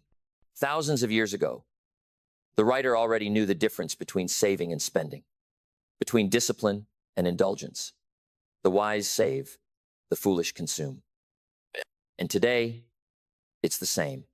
If you devour everything you earn, you'll always be in need. If you discipline yourself to set something aside, to build reserves, to invest, you'll always have enough and more than enough. The Bible also talks about honesty and integrity and how those are cornerstones of lasting wealth. Dishonest scales are an abomination. In other words, cheat your customers, lie to your partners, cut corners, and maybe you'll win for a while, but it won't last. The law will catch you. The market will catch you. Your conscience will catch you. But deal honestly. Treat people fairly. Keep your word. And your reputation becomes your greatest asset. Because people want to do business with someone they can trust. Wealth without integrity collapses. Wealth with integrity multiplies. And I'll tell you something else. The Proverbs taught me discipline is not just about money. It's about the whole man. It's about controlling your words, controlling your emotions, controlling your desires. He that rules his spirit is better than he that takes a city. Imagine that. The Bible says that mastering yourself is a greater victory than conquering a nation. And isn't that true? Because if you conquer the world but can't control yourself, you'll lose it all. But if you conquer yourself, then no challenge, no temptation, no setback can take your victory away. So let me ask you, have you been treating this book as a source of discipline and wisdom, or have you overlooked it? Because whether or not you approach it as a religious text, you cannot ignore it as a success manual. The principles are woven into the very fabric of life. Sow and you reap. Be diligent and you prosper. Be foolish and you suffer. Guard your tongue and you build peace. Speak rashly and you destroy. These are not theories, they're laws. And when you align your life with them, wealth and wisdom become natural consequences. Here's my challenge to you. Don't just read the Bible for inspiration. Read it for instruction. Take one proverb a day. Just one. Read it in the morning, write it down, carry it with you, and ask, how can I apply this today? Do that for a year, and you'll have 365 guiding principles shaping your philosophy, your habits, your wealth, and your character. Because books can give you strategies, but Proverbs gives you laws. And when you align with laws, you no longer fight against the universe. You cooperate with it. Now, that book gave me timeless wisdom about diligence, saving, integrity, and self-mastery. But then I came across another little book, a tiny one, really that pressed the same truth in a different way. A book that said it with such clarity and force that it became one of my all-time favorites. And that's the book I want to share with you next, James Allen's As a Man Thinketh. Now let me introduce you to a little book that carries a giant truth. It's only a few pages long. You can read it in an evening. But don't let the size fool you. Some of the most powerful ideas in my life came from this slim volume. The book is called As a Man Thinketh by James Allen, and here's the principle in its simplest form. You become what you think about all day long. That's it. Not what you hope for, not what you casually wish for, not even what you pray for. Without action, you become what you consistently think about. Your life is nothing more than the harvest of your thoughts. Why is this so important? Because most people never stop to guard their thinking. They let whatever comes in through the news, the neighbors, the gossip, the media, and they wonder why their life is a mess. But Allen said, the mind is the master weaver. In other words, every thought you entertain is a thread, and together those threads are weaving the fabric of your destiny. If your thoughts are small, your life will be small. If your thoughts are confused, your life will be confused. But if your thoughts are disciplined, focused, and elevated, your life will reflect that same order and greatness. Think of it like a garden. The mind is soil, and thoughts are seeds. If you sow weeds, doubt, fear, envy, laziness, you cannot expect a harvest of abundance. The soil doesn't care what you plant. It will return weeds just as readily as wheat. That's the law. But if you choose carefully, if you plant seeds of faith, ambition, gratitude, and discipline, the soil will return a harvest of wealth, peace, and joy. The mind works the same way. Whatever you plant consistently, it will grow. That's why I say, guard your thoughts as carefully as a farmer guards his field. When I first read Alan's words, it struck me with force because I realized I had been careless with my thinking. I thought poverty, and I got poverty. I thought excuses, and I lived excuses. I thought small, and I stayed small. But once I began to change my thinking, once I planted different seeds, everything began to shift.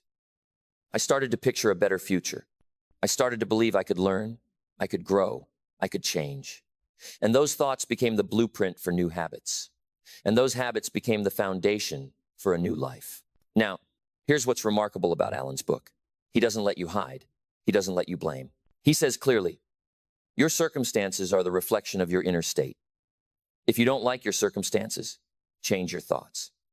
Now that can sting because it puts the responsibility right back on us. But it's also liberating. Because if your outer world is shaped by your inner world, then the power is in your hands. You don't have to wait for the government or the economy or someone to rescue you. You can rescue yourself by disciplining your own mind. Let me give you a picture. Imagine two men starting with the same opportunity. One fills his mind with complaints. It's too hard. It's not fair. I'll never get ahead. The other fills his mind with determination. I'll find a way. I'll learn the skills. I'll discipline myself. Give them 10 years, and you'll see two entirely different lives. One will have a list of excuses, the other a list of achievements. And it all started with the invisible seeds of thought planted daily in their minds. So here's the challenge. Begin to take inventory of your thoughts. Write them down if you must. Ask yourself each evening, what did I think about today? Were my dominant thoughts sowing weeds or wheat? Did they build discipline or did they build excuses? Did they move me closer to wealth or closer to regret? Because here's what James Allen taught me. Your mind will always give you a harvest. The only question is whether you'll enjoy it or despise it. And remember, the book is short, but the application is lifelong. You don't just read it once. You study it, you meditate on it, you let it remind you daily that thoughts are things, and they have power. And once you catch that truth, once you really believe that your outer life is nothing but the echo of your inner life, then you'll treat your thoughts like precious seeds. You'll guard them. You'll plant them with discipline. You'll water them with repetition. And soon, you'll see the evidence all around you. Now, those three books, Think and Grow Rich, The Wisdom of the Bible, and As a Man Thinketh, they gave me the foundation. They gave me the philosophy that wealth is first of the mind and the spirit, long before it's in the bank account. But once I had that foundation, I had to learn how to study, how to use books wisely, how to turn reading into results. And that's exactly where I want to take you next. Now, here's what I discovered after I started reading. Just reading isn't enough. You can read a book, enjoy it, even feel inspired by it. But if you close the cover and move on without capturing the ideas, those ideas will slip away. Inspiration has a short shelf life. Excitement fades quickly. You may feel like a new person tonight after reading something powerful, but if you don't anchor that idea, by next week it's gone, and you're back to your old patterns. And that's why I say don't just read a book. Study it, mark it, underline it. Write in the margins, stop and reflect. Ask questions, argue with it if you must.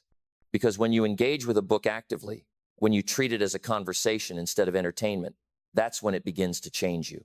My mentor told me early on, don't trust your memory. Capture the ideas before they escape. And he was right. You think you'll remember, but you won't. An idea can hit you like lightning while you're reading, and you'll say, this one I'll never forget. And yet a week later, it's gone. The only way to keep it is to write it down. That's why I always had a pen in my hand when I read. And later I started keeping journals, volumes of notes, lessons, insights, phrases, even single words that struck me. And today those journals are among my most prized possessions. Not because they're neat or well organized, some of them are messy, but because they're proof of my own growth. They are the record of how my philosophy was built, one idea at a time. Now, why does this matter? Because one good idea, captured and acted on, can change your whole life. One sentence can redirect your destiny. One line in a book can shift the way you see everything. But only if you catch it, only if you make it your own. And if you've got the discipline to reread, to review, to revisit those ideas, then they begin to sink deeper. They stop being words on a page and start becoming part of your daily philosophy. Think about it like this. If you meet a wise man and he gives you advice, you'd write it down, wouldn't you? You wouldn't trust your mind to hold it forever. Well, every book is like a wise man speaking to you across time. Every page is a conversation with someone who's lived, learned, struggled, triumphed. To treat that casually, to skim through and then forget it, that's like having dinner with a millionaire and not asking a single question. You've wasted the opportunity. So here's the challenge I want to give you. From this day on, never read without a pen. Make it a habit. Underline the phrases that move you. Put a star by the lessons that sting. Because if it stings, it probably means it applies. Write your own thoughts in the margins. Disagree if you must, but engage. Then, once the book is done, go back and pull those notes into a journal. Summarize the lessons. Keep them in one place. That way, when you're discouraged, you can open your own book of wisdom and remind yourself of what you've already learned. And over time, that journal becomes your private treasure chest. It's proof that you've been growing. And remember, reading without marking is like planting seeds without watering. You might scatter the ideas into your mind, but without care, they'll dry up.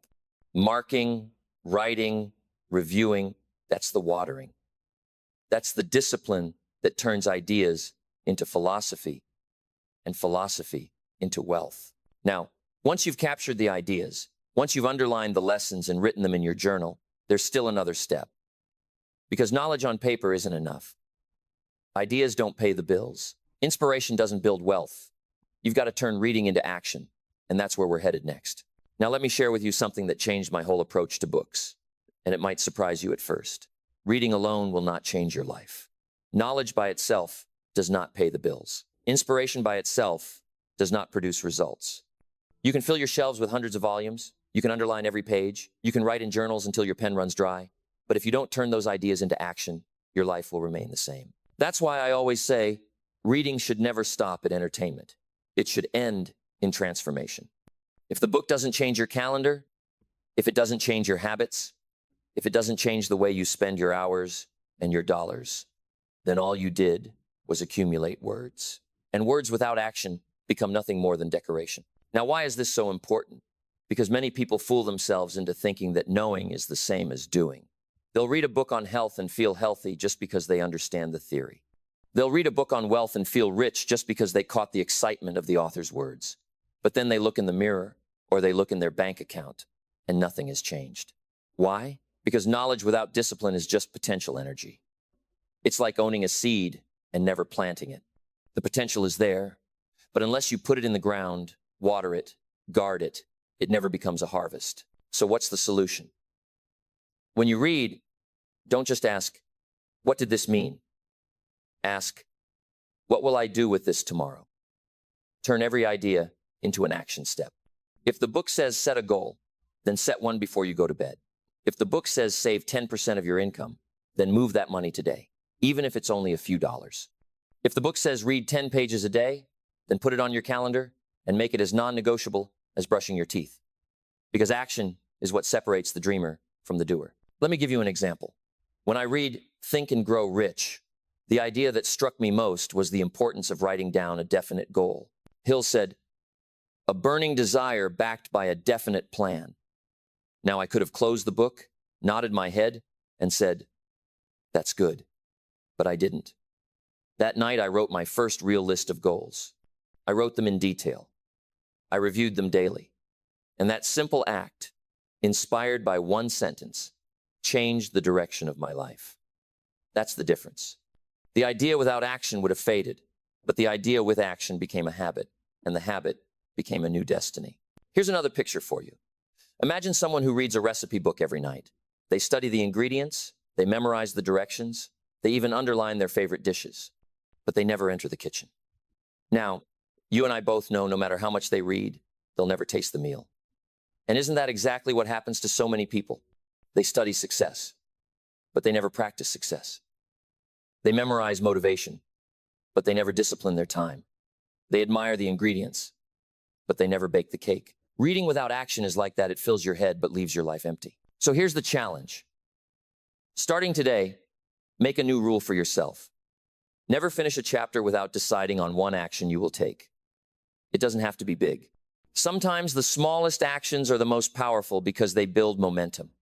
But make it concrete. Write it down. Put it in your journal. Then do it.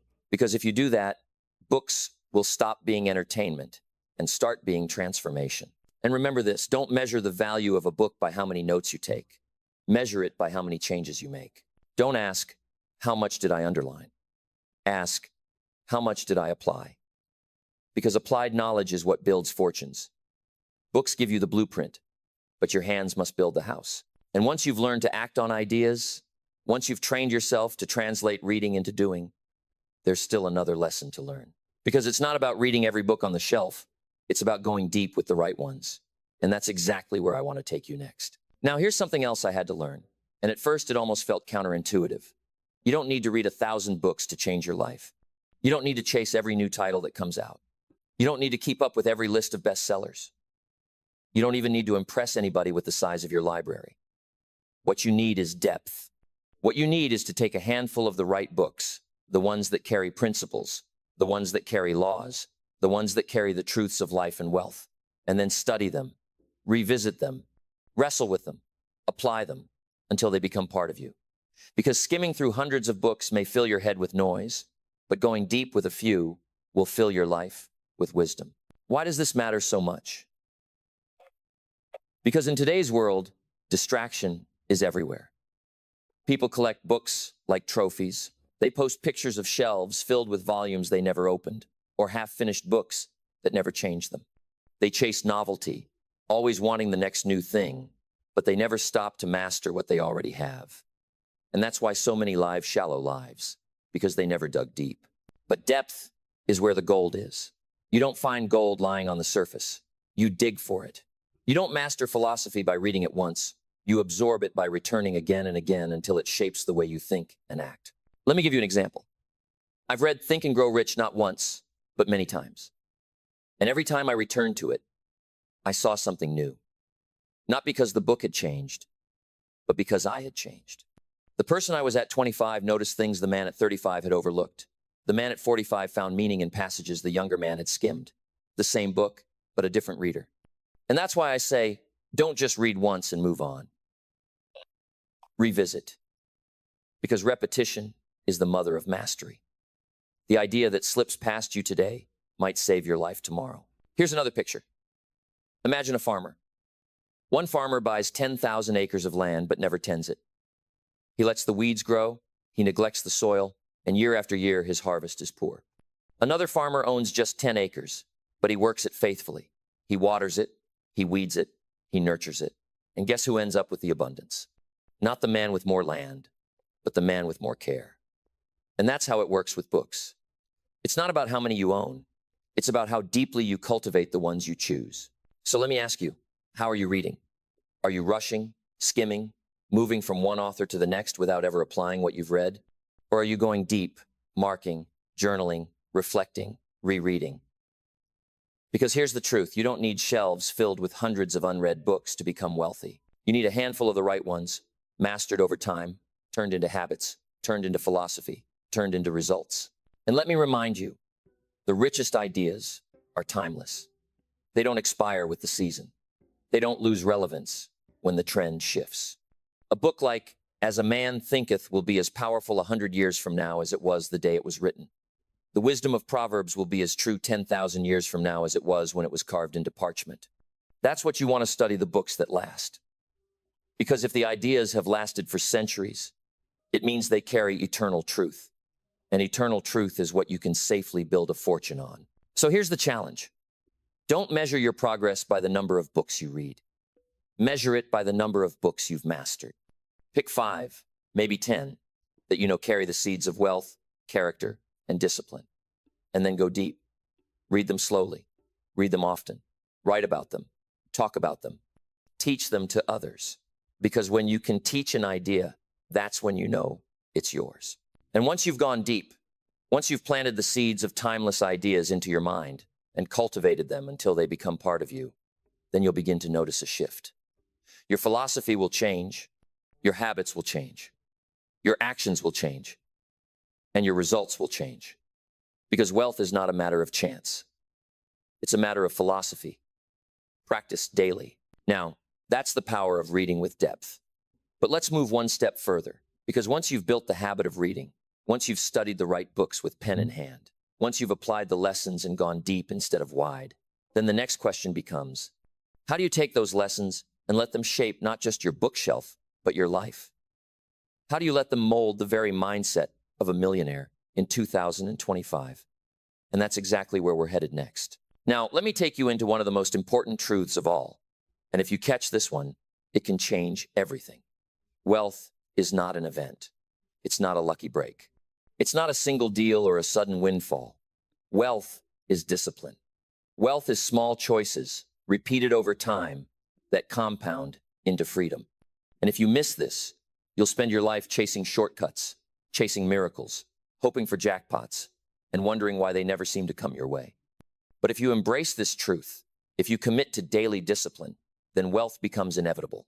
Because discipline is the bridge between your goals and your accomplishments. Now, why do I call it a bridge? Because every one of us stands on one side of the river with our dreams on the other. We want the freedom. We want the options. We want the confidence that comes from wealth. But between where we are and where we want to be is a gap. And the only way across that gap is the bridge of discipline. Without it, you're stuck. You can dream, you can wish, you can even pray, but you won't cross. You can stand on the riverbank your whole life, pointing at the other side, envying those who live there. But until you walk the bridge of discipline, you'll never arrive. Think of it in simple terms. Saving money requires discipline. Spending less than you earn requires discipline.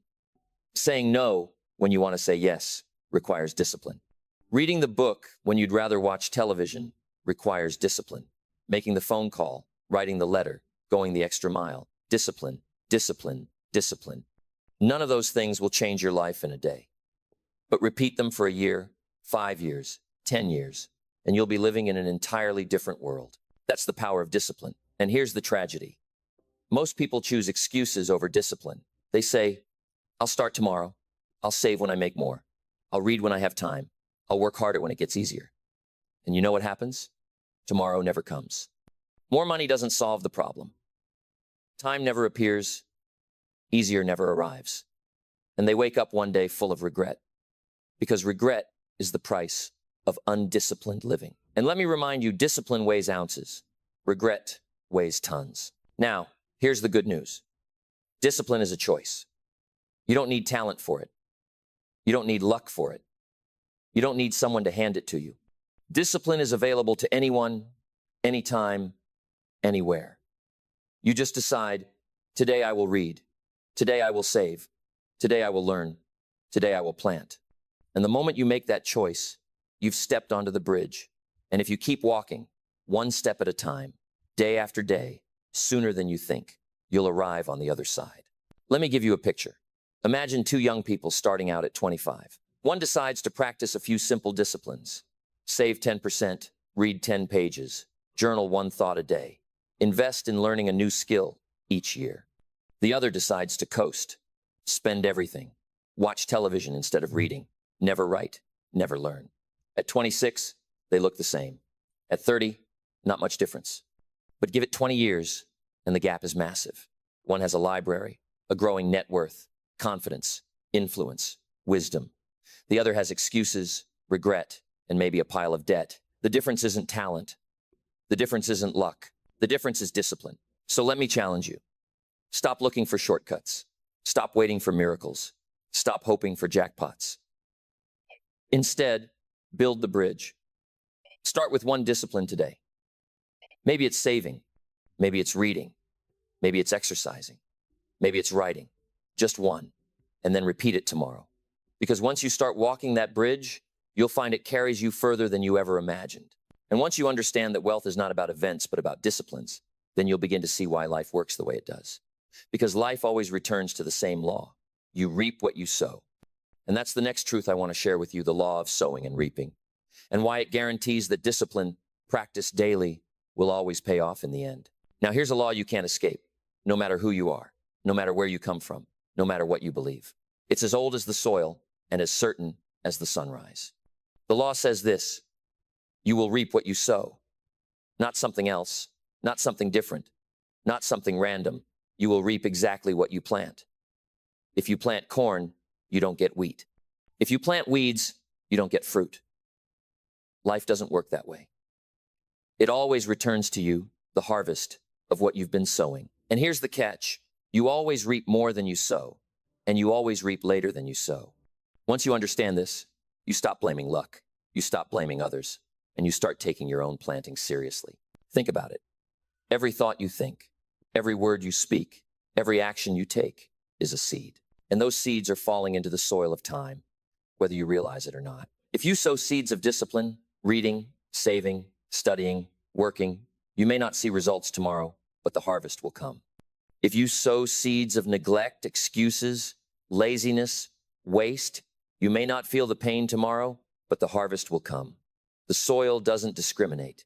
It doesn't care who you are. It doesn't favor the rich over the poor, the educated over the uneducated. It simply multiplies whatever you put in it. That's the fairness of the law. It rewards diligence, and it punishes neglect. Let me give you a picture. Two farmers live side by side. One goes out in spring, tills the soil, plants the seed, waters, works, protects. The other sits on his porch, saying, "It's too much work. Maybe the weather will change. Maybe next year I'll try."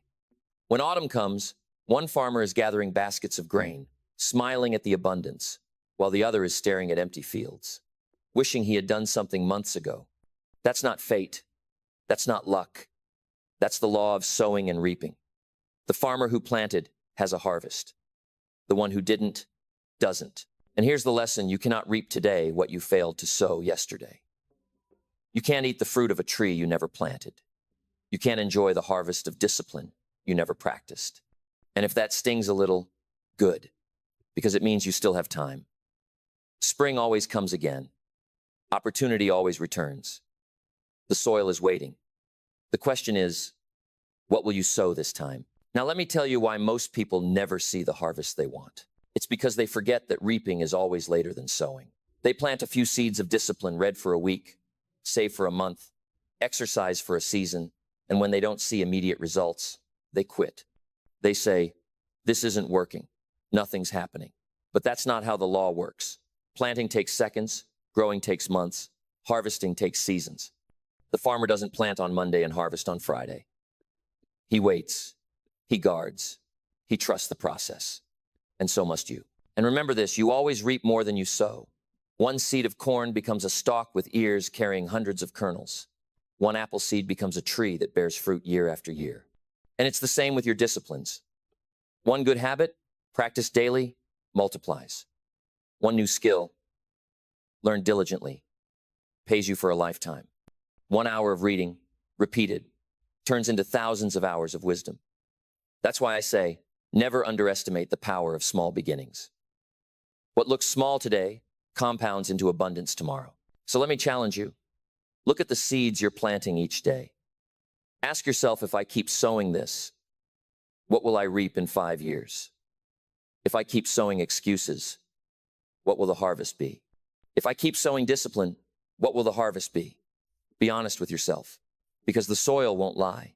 It always gives back what you gave it, multiplied. That's both the warning and the promise. Now, once you accept this law, you'll never see life the same again. You'll stop waiting for luck. You'll stop envying others. You'll start planting intentionally. You'll realize that wealth and success are not accidents, they're harvests. And when you embrace that truth, you start to see wealth not as numbers in the bank, but as a philosophy, as a character, as the person you become through discipline. And that's the final piece I want to share with you in this section: why true wealth is philosophy, not just numbers. Now, let me tell you something that might sound strange at first, but once you see it, you'll never forget it. Wealth is not numbers in the bank. Wealth is not the car in the driveway. It's not the size of the house. It's not the title on your business card. Wealth is philosophy. Wealth is discipline. Wealth is the person you become. The numbers are just the evidence. They're the harvest, not the seed. And if you focus only on the numbers, you'll miss the cause, you'll chase the effect, and you'll never hold on to it. But if you focus on philosophy, on the way you think, on the way you discipline yourself, then the numbers will follow, and they'll keep following. Think about this. If you take all the money away from a man who has truly built wealth from the ground up, what happens? Give him a few years, and he'll make it back again. Why? Because the wealth wasn't in his wallet. The wealth was in his philosophy. The wealth was in his habits, in his skills, in his value to the marketplace. You can't take that away. But if you give $1 million to a man without philosophy, without discipline, without habits, what happens? In a short time, it's gone. Why? Because he never became the person capable of sustaining it. He had the harvest without planting the seeds. And without the seeds, the field goes barren again. That's why so many lottery winners go broke. They had the numbers, but not the philosophy. They had the money, but not the mindset. Now, why is this so important for you to grasp? Because too many people make the mistake of chasing money instead of becoming the kind of person who can attract money. They say, if only I had more money, I'd be set. But I'll tell you, more money doesn't solve a money problem. If you're careless with $1, you'll be reckless with 100. If you spend everything at one level, you'll spend everything at the next. The key is not to wish for more money. The key is to wish for more wisdom, more skills, more discipline. Because when you become more, you attract more. Let me give you a picture. Imagine wealth as a tree. The numbers, the car, the house, the bank account, those are the fruit. But the philosophy, the habits, the discipline, those are the roots. And here's the truth. Fruit comes and goes with the seasons, but if the roots are deep, the tree endures. You might lose a harvest, you might weather a storm, you might go through a winter, but the roots will bring fruit again. That's why I say, work on your roots, work on your philosophy. Because the stronger the roots, the richer the fruit. So let me challenge you, stop asking, how much am I earning? And start asking, what am I becoming? Stop asking, how big is my paycheck? And start asking, how valuable am I to the marketplace? Because the marketplace doesn't pay you for time, it pays you for value. And your value comes from your philosophy, your skills, your discipline. Work harder on yourself than you do on your job, and you'll never be the same again. Now, once you catch this idea, once you realize wealth is philosophy first and numbers second, then you start to live differently. You stop blaming your circumstances. You stop wishing for shortcuts. You stop envying the rich and start asking, what disciplines do they practice that I can practice? And that's when real wealth begins, not when you hit a number, but when you build a character that can attract and sustain abundance. And once you've grasped that, once you've accepted that wealth is about who you become, not just what you have, then it's time to tie everything together. Because the real power is not just in knowing these truths, but in designing your own plan, your own reading plan, your own growth plan, your own daily disciplines. And that's exactly where I want to take you next. Now, here's where it all comes together. You've heard me talk about the importance of reading. You've heard me talk about the right books, about reading with a pen in hand, about going from knowledge to action, and about going deep instead of wide. But none of this will matter unless you design a plan. Success is never accidental. You can stumble into money, you can stumble into luck, but you will never stumble into lasting wealth, lasting character, lasting wisdom. That requires intention. That requires a plan. And when it comes to reading the very fuel for your philosophy and your discipline, you need a plan that's simple, practical, and consistent enough to carry you into a new way of life. So let me ask you, what's your current plan for reading? For most people, the answer is none. They read casually, if at all. They might pick up a book when someone recommends it, skim a chapter, and then let it gather dust on the shelf. Or they read for entertainment, to pass the time, but not to change their life. And that's why their life doesn't change, because casual plans produce casual results. But if you design a reading plan with the seriousness of a blueprint, then your life begins to move in the direction of that design. Here's how simple it can be. Choose a small set of powerful books, not 50, not 100, just a handful, 5 or 10, that carry the truths of wealth, discipline, character, and success. These will be your core library. These are the books you return to again and again until their words are etched into your thinking. Then, schedule time to read them daily. Not when you feel like it, not if you get around to it, but scheduled. Put it on the calendar as firmly as you would a meeting with your boss. Because in reality, it's more important. A meeting with your boss may affect your job. A meeting with your books will affect your future. Now, don't overwhelm yourself. Don't say, I'll read 100 pages a day. You won't, but you can read 10. 10 pages a day is doable. It won't exhaust you. It won't demand your whole evening, but it will add up. 10 pages a day is 70 pages a week. That's a book every couple of weeks. That's 24 books a year. And if those books are carefully chosen, your mind, your philosophy, and your habits will never be the same again. That's the power of a plan. And here's the other part of the plan: journal your insights. Don't just let the words pass through your mind and disappear. Capture them. Write them down. Build your own treasury of wisdom. Over time, your journal becomes the story of your growth. It becomes proof that you didn't just read. You thought, you reflected, you applied. And when you go back months or years later and read those entries, you'll see the evidence of how far you've come. And nothing builds confidence like seeing your own progress recorded in ink. So let me challenge you. Tonight, sit down and design your plan. Decide what books you'll read. Decide when you'll read them. Decide how you'll capture the lessons, and then commit to it.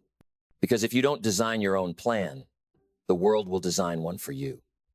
And their plan won't be about your success, it will be about your distraction. And once you've designed your plan, once you've committed to even the smallest daily discipline, then you'll begin to experience one of the most powerful forces in life: the compound effect of self-education. And that's where we're going next. Now, let me share with you one of the greatest discoveries of my life. It's not the discovery of a single book, or a single idea, or even a single opportunity. It's the discovery of what happens when you repeat the smallest disciplines, day after day, year after year. It's called the compound effect. And when you apply it to self-education, it has the power to take you from wherever you are right now to places you can hardly imagine. Because here's the truth: knowledge compounds the same way money does. A little, invested daily, grows into a fortune. But neglect compounds too. A little ignorance repeated daily grows into disaster. Think of it this way: 10 pages a day. That doesn't sound like much, does it? 10 pages is nothing. It's 15 minutes. It's less time than most people spend scrolling their phones before bed. But 10 pages a day is 70 pages a week.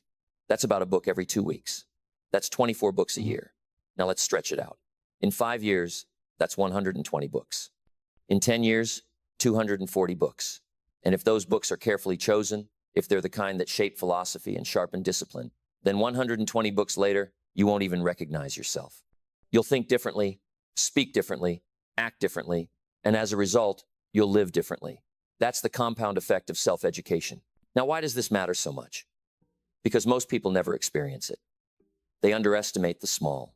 They say, 10 pages isn't enough to matter. And because it doesn't matter today, they think it won't matter tomorrow. But that's the mistake. The compound effect doesn't reveal itself in a day. It doesn't even reveal itself in a week. It reveals itself in years. That's why most people miss it. They want the big result instantly. And when it doesn't show up, they quit. But those who understand the law of sowing and reaping, those who understand the power of time and consistency, they keep planting, they keep reading, they keep learning. And one day, they wake up with a mind so disciplined, a philosophy so strong, a character so refined, that mediocrity doesn't even recognize them anymore. Let me give you a picture. Imagine a man who starts saving a single dollar a day. In a week, it's only $7. No big deal. In a month, 30, still small. In a year, 365. Not much to brag about. But stretch it out. Add discipline. Add consistency. Add years. And soon that daily dollar has grown into thousands, then tens of thousands, then more. Not because of luck, but because of the compound effect. And self-education works the same way. One idea today may not change your life tomorrow, but one idea added to another, practiced daily, will build a foundation that changes your life forever. Now, here's the tragedy. Ignorance compounds too. If you neglect the books, if you neglect the ideas, if you neglect the disciplines, the cost isn't obvious right away. Skip a day, skip a week, skip a month, and life looks the same. But stretch it out over 10 years, and the man who read is standing in abundance, while the man who didn't is standing in regret. The difference? One sowed seeds of wisdom daily, the other sowed seeds of neglect. And the soil always multiplies what you sow. So here's the challenge I want to leave you with. Don't judge your progress by the day. Don't even judge it by the week. Judge it by the year. Judge it by the decade. Ask yourself, if I keep doing what I'm doing now, what will I have in 10 years? If I keep neglecting, where will I be? If I keep reading, where will I be? Because the future is just the accumulation of today repeated over and over again. And here's the good news. You can start at any time. You don't have to go back and fix the years you lost. You just have to start today. 10 pages, 15 minutes, one journal entry, one idea applied. That's all it takes to begin. And if you begin, the compound effect will take over, and it will carry you further than you thought possible. Now, once you've understood this, once you've seen the power of compound self-education, then you know what to do. You design your plan, you commit to the pages, you build your library, you capture the lessons, you apply the ideas, and you let time do its work. And soon enough, the numbers will take care of themselves, because the person you've become will naturally attract the wealth, the opportunities, and the freedom you've been seeking. And that brings us to the end of this journey, where I want to tie everything together, remind you of the principles we've covered, and challenge you to take the first small step tonight. Because small steps, compounded, create fortunes. Let's close with that truth. So here we are, my friend. We've walked a long road together in this session. We've talked about why books matter, why entertainment will rob you while education will reward you. We've looked at the truth that your library is a mirror of your destiny, that you become what you read, that philosophy is the set of the sail, and books are the winds that carry you across the sea of life. We've talked about Think and Grow Rich, how wealth begins in the mind, with burning desire and a definite plan. We've gone into Proverbs and the Bible, and seen how diligence, honesty, and integrity are not just nice virtues, but absolute laws of wealth. We've looked at James Allen's As a Man Thinketh, and we've seen that your life is nothing but the harvest of your dominant thoughts. We've talked about how to read pen in hand, turning words into action, going deep instead of wide. We've looked at the millionaire mindset, the bridge of discipline, the law of sowing and reaping, and the truth that wealth is philosophy before it is numbers. And finally, we've put it all together in a plan and seen the compound effect of self-education. Now, the question is, what will you do with it? Because I'll tell you, the worst thing you could do right now is nod your head, say, that was good, and then go back to the same routine, the same neglect, the same excuses. That would be like a farmer listening to a brilliant lecture on agriculture, applauding at the end, and then going home and never planting a seed. Don't let this be entertainment. Let it be the turning point. Let it be the springtime when you decide to plant. Because if you plant tonight, you can reap tomorrow. If you plant this year, you can reap next year. And if you plant every year, you can reap for the rest of your life. So let me give you one last challenge. Start tonight. Not next week, not when you feel ready, not when life slows down. Tonight, pick up one book. Maybe it's Hill's Think and Grow Rich. Maybe it's Allen's As a Man Thinketh. Maybe it's Proverbs. Maybe it's one that's been sitting on your shelf unopened. Start with 10 pages. Not 50, not 100, just 10. And when you've read them, take out a pen, mark the lines that spoke to you, and write one sentence in your journal about how you'll apply it tomorrow. Do that, and you've already crossed the bridge from knowing to doing. And if you repeat it tomorrow, and the day after, and the day after that, the compound effect will take over, and you'll be astonished at what happens in a year, in 5 years, in 10 years. And remember the affirmation I've given you many times, because it will serve you all your life. Don't wish it were easier. Wish you were better. Don't wish for fewer problems. Wish for more wisdom. Don't wish for less challenge. Wish for more skills. Because the more you become, the more you attract. The better you become, the better your life becomes. And books are the tools that make you better. So if you want to be a millionaire in 2025, here's the truth. It won't happen by chance. It won't happen by luck. It won't even happen by hard work alone. It will happen when you discipline yourself to read, to learn, to apply, to grow. Because when you change, everything changes. When you grow, everything around you grows. And when you build yourself into a person of value, wealth and success will come find you. Now, before you go, let me point you to the next step. In the next video, we'll dive into the habits, the daily disciplines that take the lessons from these books and turn them into results. Because books give you the blueprint, but habits build the house. So click on that next video and let's keep building together. Remember, mediocrity is waiting for you to slip back into comfort. Don't give it the satisfaction. Tonight, pick up that book, take that first step, and begin the journey toward the life you've been dreaming of.